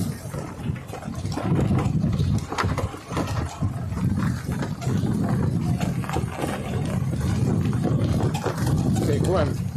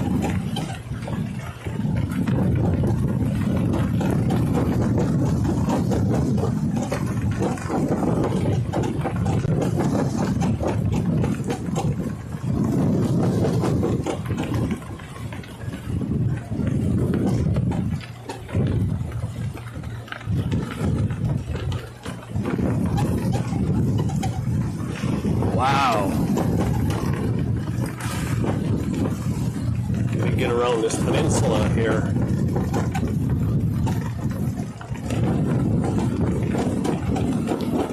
I'm actually freezing.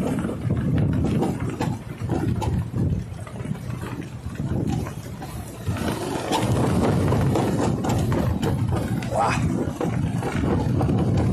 If I can just get on the other side of the, past this peninsula here, I'll be on the lee side of the lake. It'll be a lot better.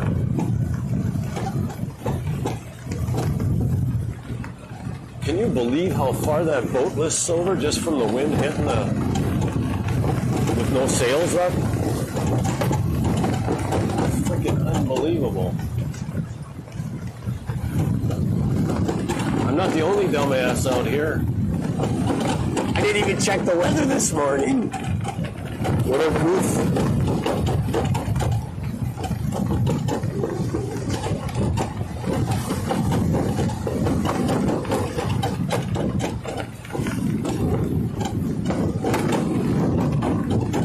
Trying to head a little bit into the wind, not directly sideways to it, but I'm also trying to get to the lee side of the lake. That'll calm it down big time. But I sure as hell ain't gonna dock in this.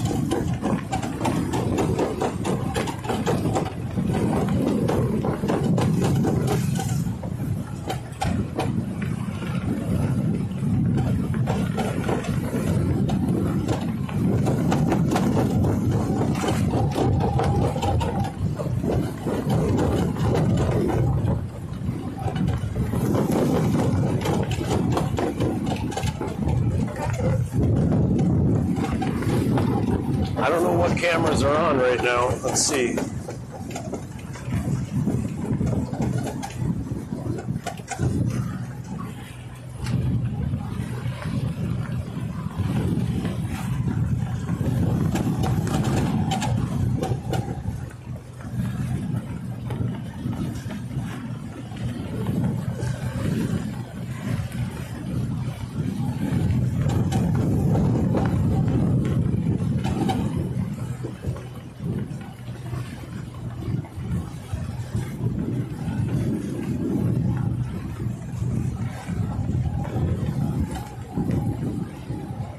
Just looks like a squall, so I don't think it's going to last too long.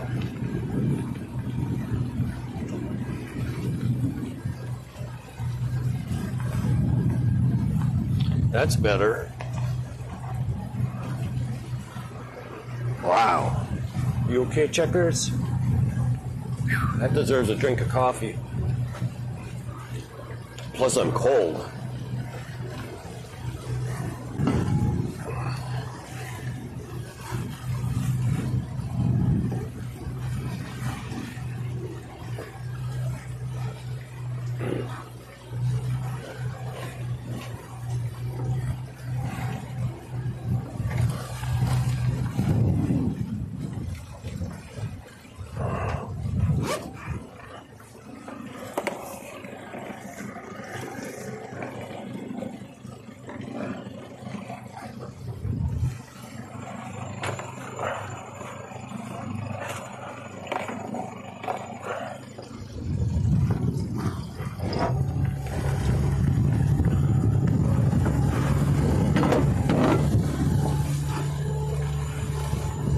Still got a camera on my head.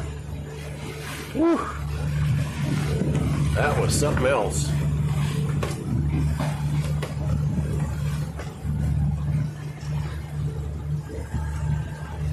Huh. That American flag must have went way up. Because it wasn't there a minute ago. I couldn't see it. It was up above the bimini. I suppose the line is at a little bit of an angle, so it would walk its way up in a strong wind. Oh, that was fun. Well, not that much fun, but something good to experience. It. That wind shredded my AGLCA flag up front.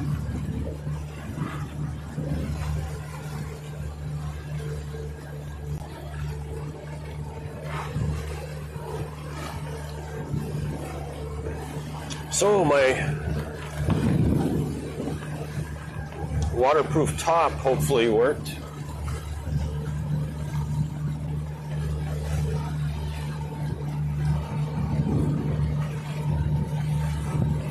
I was leaned over far enough that I could have almost lost that camera.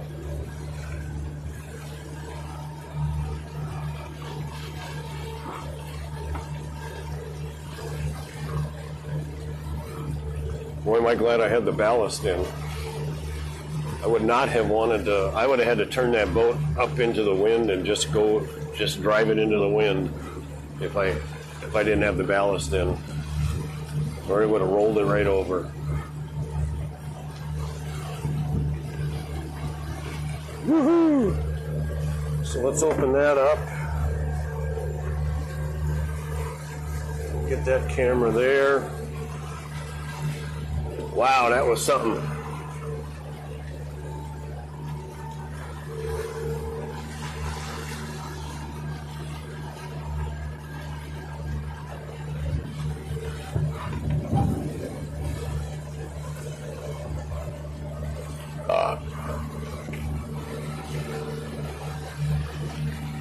So we're over on the lee side now.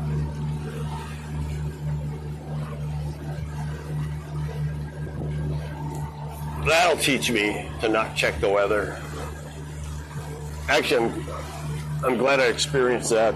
I want to go back and look at what the wind speeds were. I wouldn't want to be in much stronger wind than that. That had to be 30 miles an hour, at least, maybe more.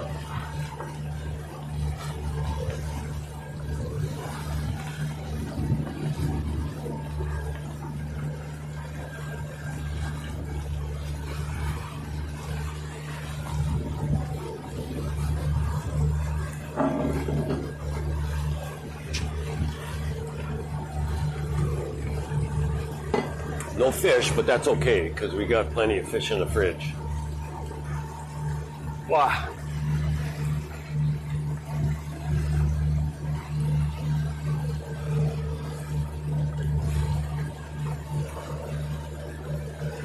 See, there's a little boat landing right there.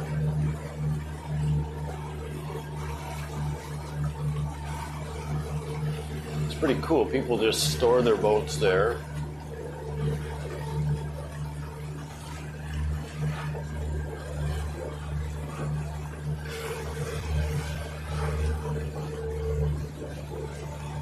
I wonder if you have to pay to go to that one or what.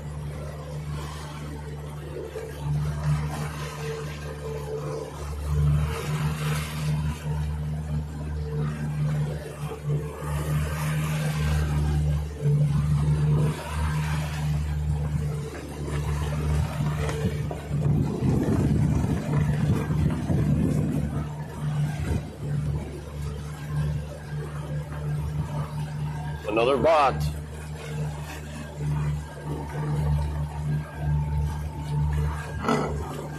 Tired of bots.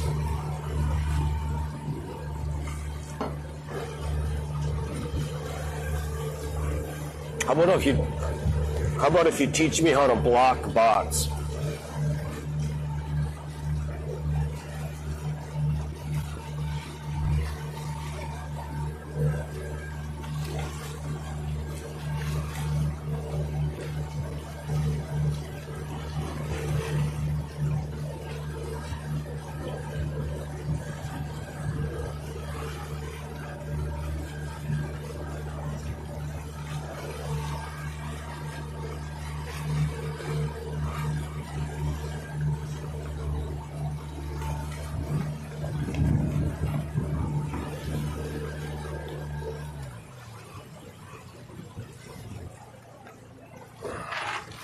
You okay, Checkers? That was really something, wasn't it? Did it scare you?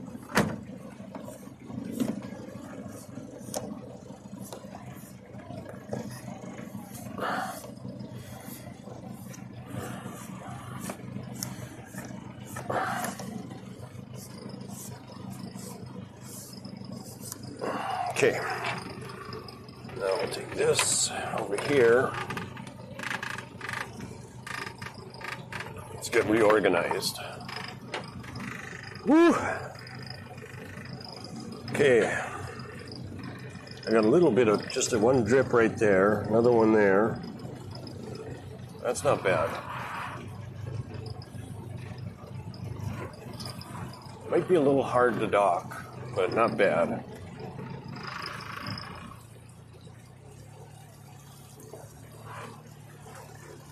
It's probably going to blow me to the side of the boat. I don't want dock, but I don't want to be on.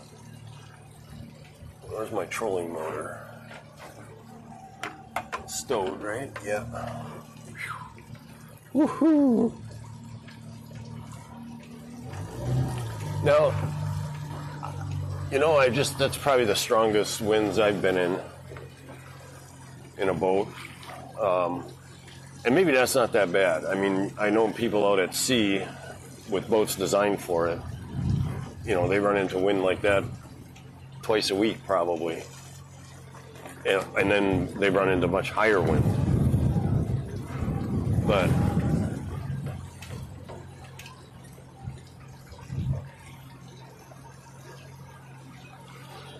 so I'm anxious to see what the wind speed was. If there's anybody in chat, tell me what the wind speed was on Lake Conroe half hour ago.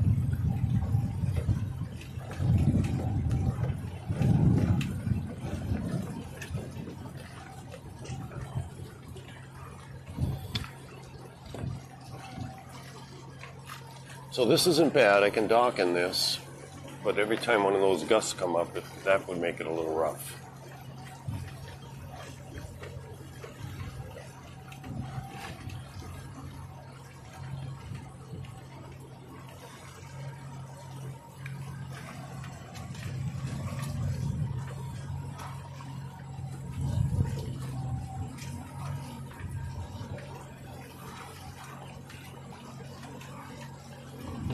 Okay.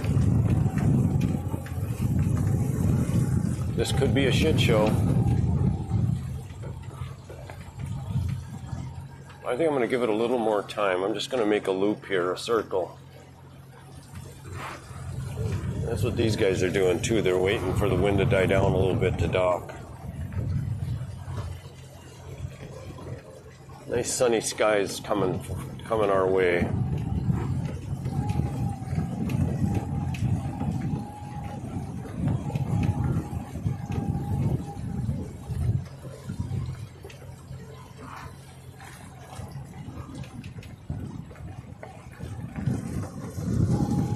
Wow.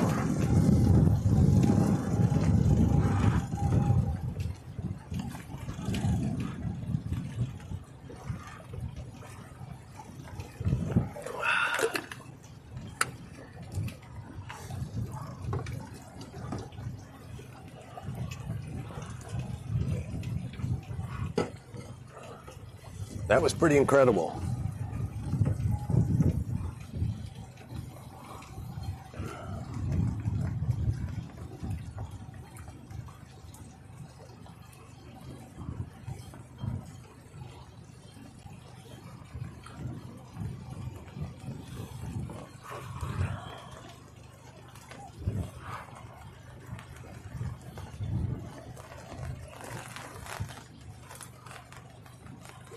What? More rain?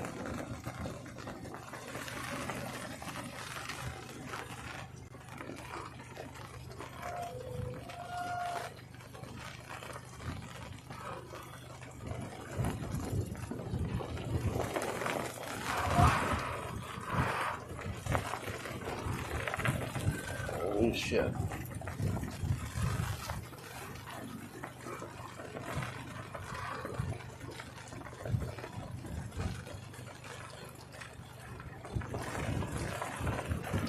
Oh wow, I'm getting wet.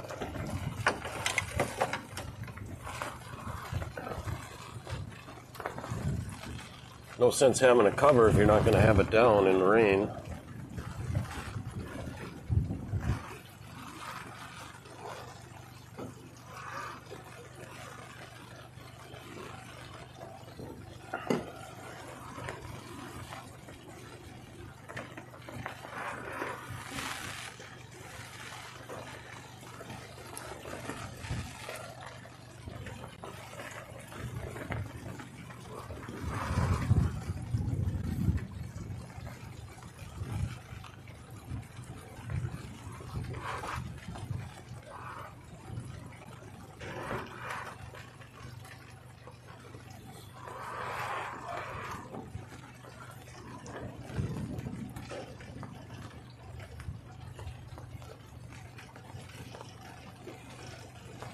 Maybe this isn't going to die down.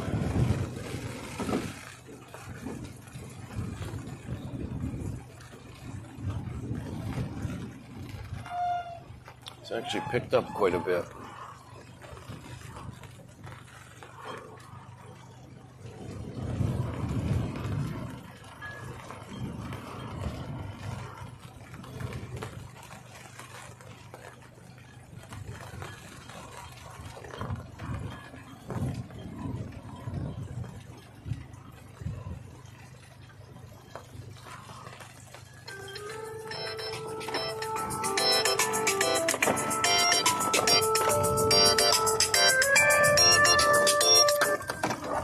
Hello?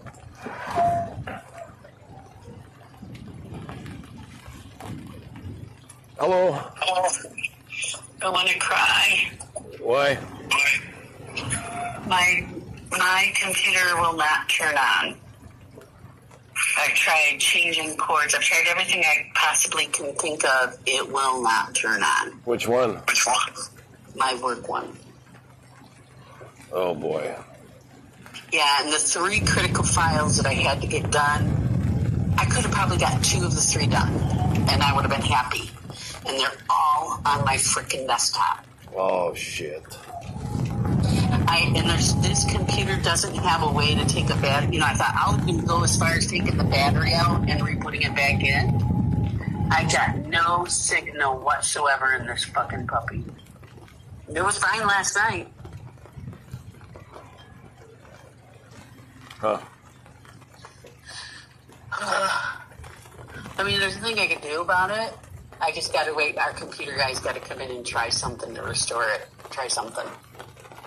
Well, you should be able to take the hard drive out and get the data.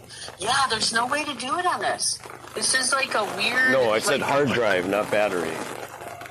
Oh, right. I think it requires taking off the screw, you know what I mean? He should be able to get it out. This has to be a battery issue, like the battery died or something. I don't know, though. Oh, maybe the buttons broke? I have no idea.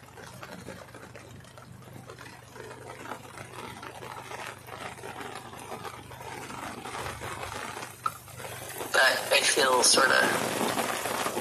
I just sent an email to our IT guy, and I told him, I have a critical issue. My computer won't turn on. I've got 3 files on my desktop that are critical to the company that I gotta get out, and I've got a dead computer.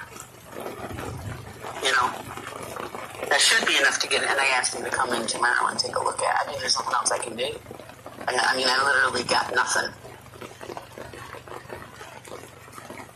I mean, I can log into my files, but I can't without having desktop files. You're sort of screwed, you know? Because I'm trying to merge different files right now. I'm working with downloads and stuff, so I've been working on the files together, and I'm just like, I just want to, oh, Lord have mercy. Let's see what he said. Although, sorry. Oh, sure, I'll stop by tomorrow. Oh, perfect.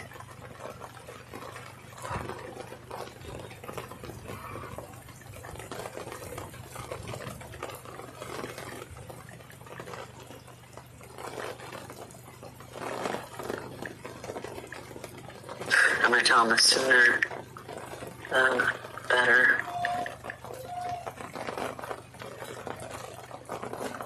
Come out and eat.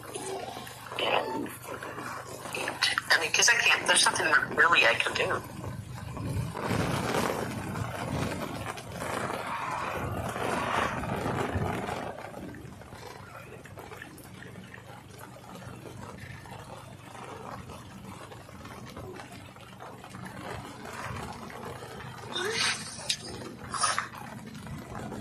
Yeah.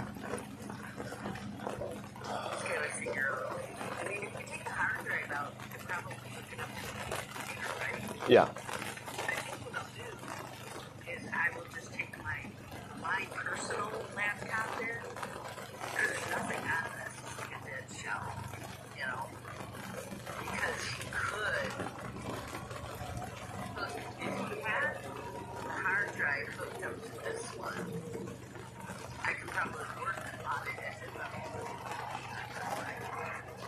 Yeah. I don't know. What's that? I'm not sure. Probably.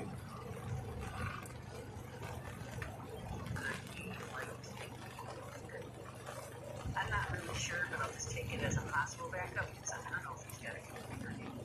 Because, you know, most of what we got is I'm not really sure. I'm going to have to dock here in high winds, so I'm going to have to shut the phone off No in a worries. few minutes. Okay. I got stuck out in a huge storm. Really? Yeah, I was, and I didn't check the weather this morning. It's been a storm. It's like sunny skies here. Oh man, it came up fast, and I'm really anxious to see what the wind speed was. I mean, it was tilting, listing my boat over, like without the sails up. I mean, I bet it was 30 to 40 mile an hour winds. But I got to put the phone down, so Yeah, okay. bye. Hang up. All right, bye.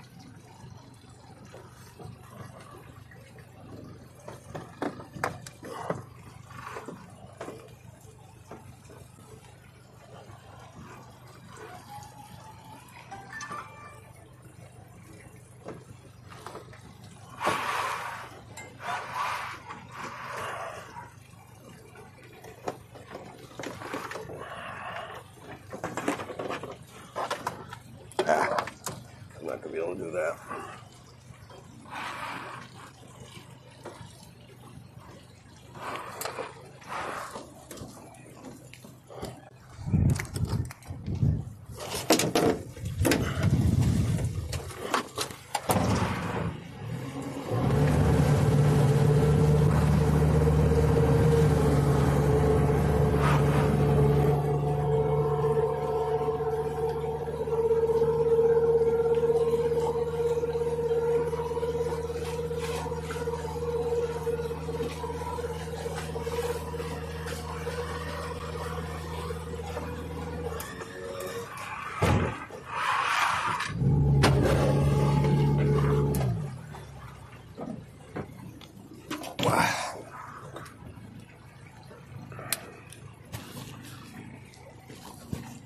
I wasn't quite ready, but also another wind gust came up right while I was pulling up to the dock.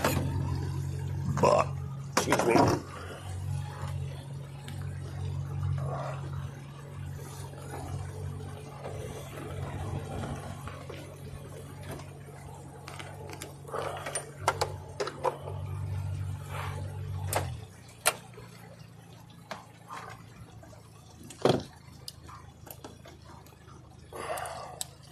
Lost 2 cameras.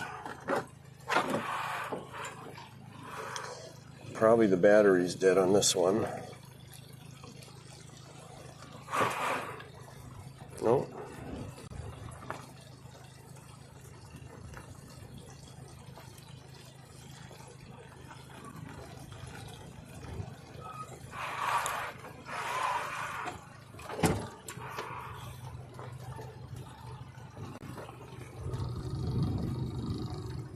Okay.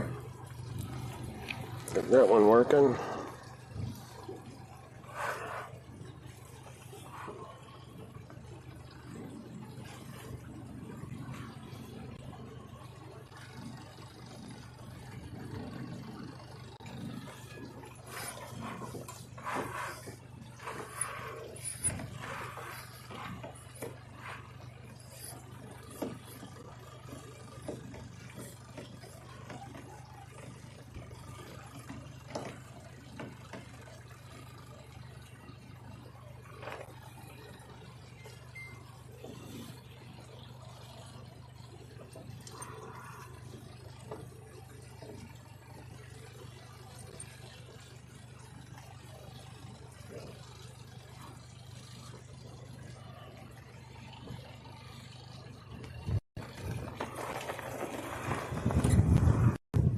Jesus Christ.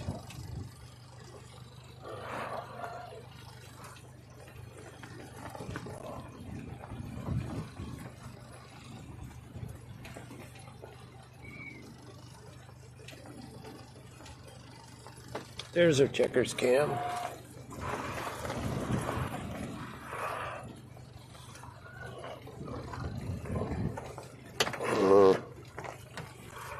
menu keeps popping up. Wow.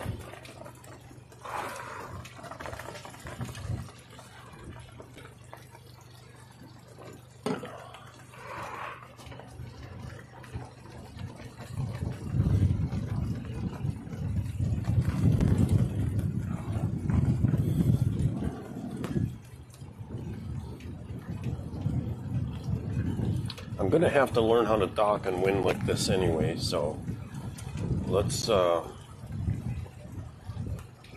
give it a try and hope I'm not hitting. I hope I don't have a gust.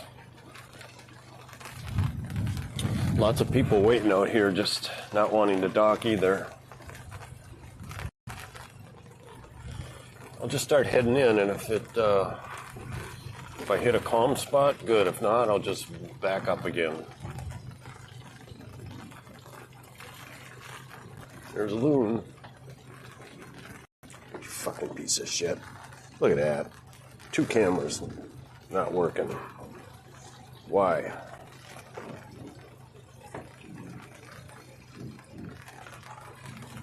Okay, what's wrong with this one?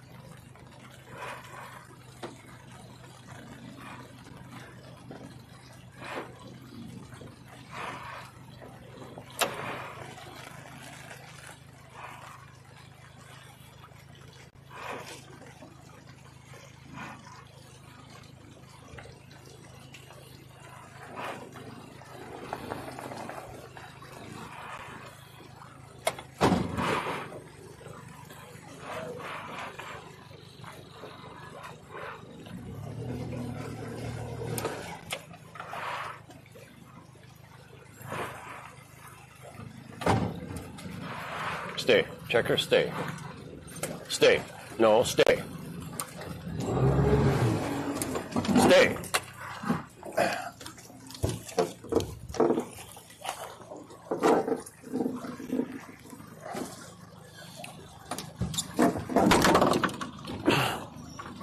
Wow.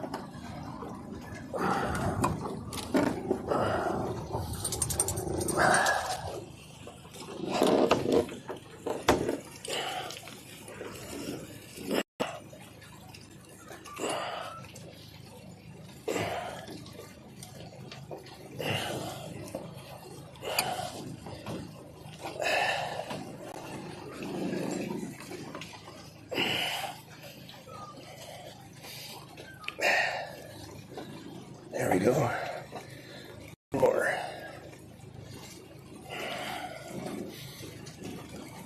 Come on. That wind is really pushing.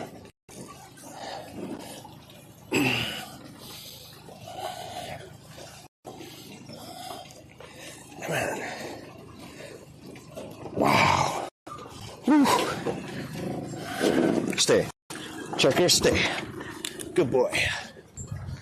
Whew.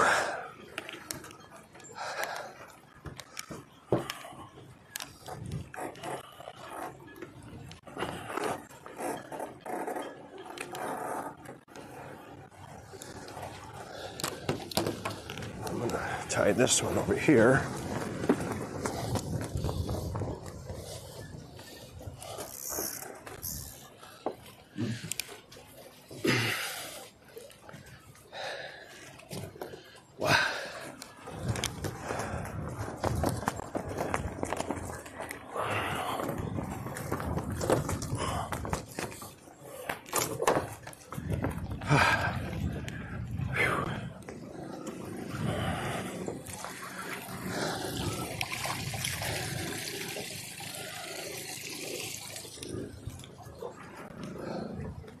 We made it, buddy.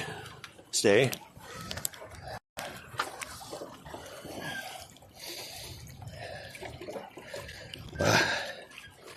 Okay. Not much talking on this stream.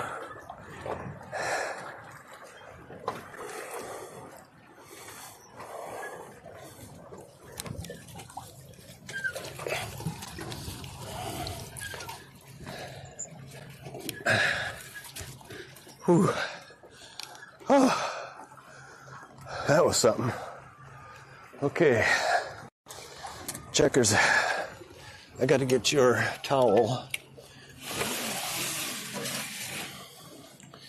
Let me get the towel for you. Whew. Hold on.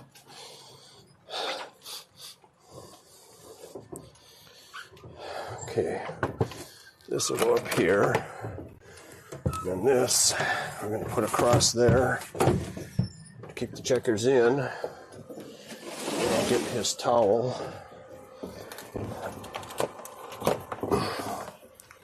Whew. Soaking wet.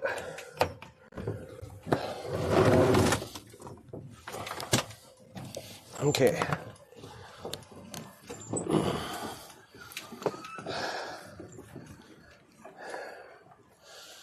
Okay.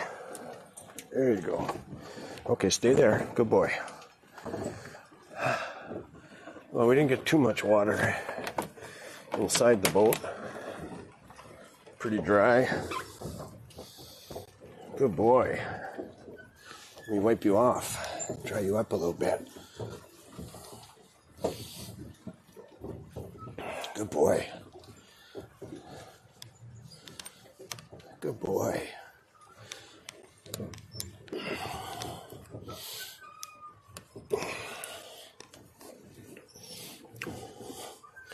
You don't like your feet dried, do you? Good boy. There you go. Whew. Okay. So the stream box got a little bit wet. And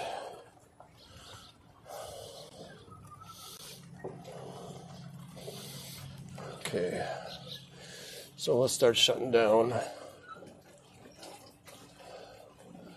Turn that off. Turn this off.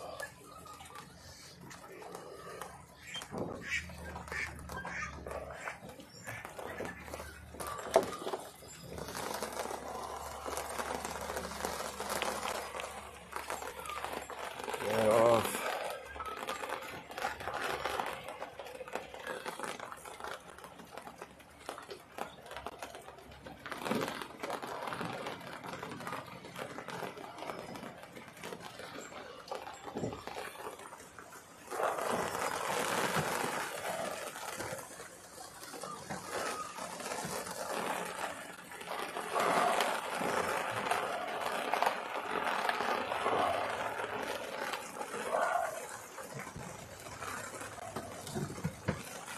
Okay, take this.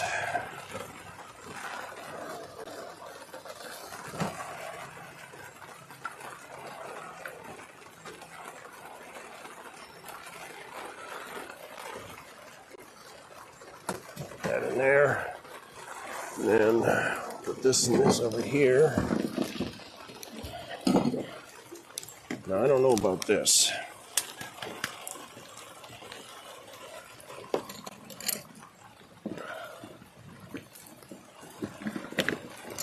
Okay, that's good. Now we'll unplug this guy, put him in there. We'll unplug this one for the live scope. Then we'll take Checkers' water in. Okay, now we're getting water in the boat.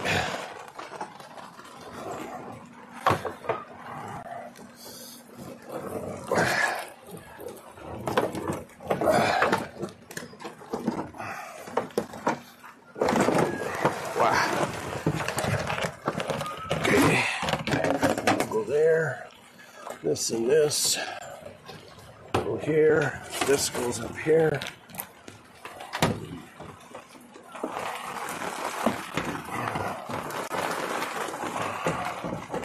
Come on.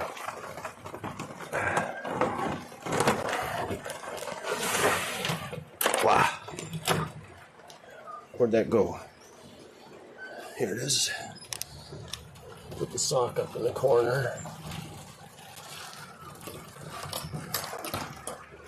Wow, okay.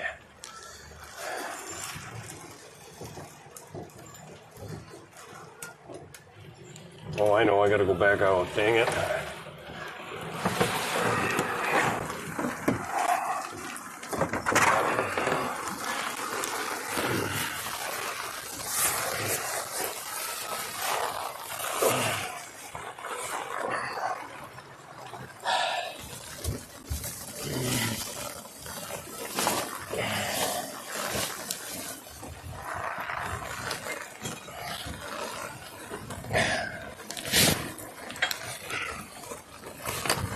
Okay.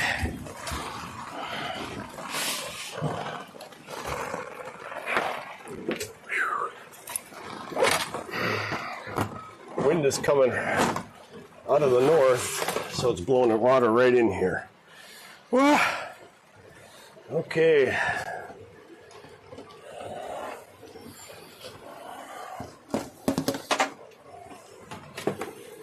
What's still on?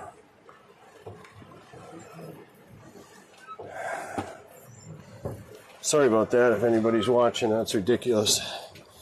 Goddamn menu keeps popping up. Among other problems. Look at that shit. Okay. Alright, so let's dry a few things off here. Wow. This goes back here. I'm going to take these socks off because they are wet. Super wet. Okay. And we don't need this anymore. Wow. Okay, that was a shit show.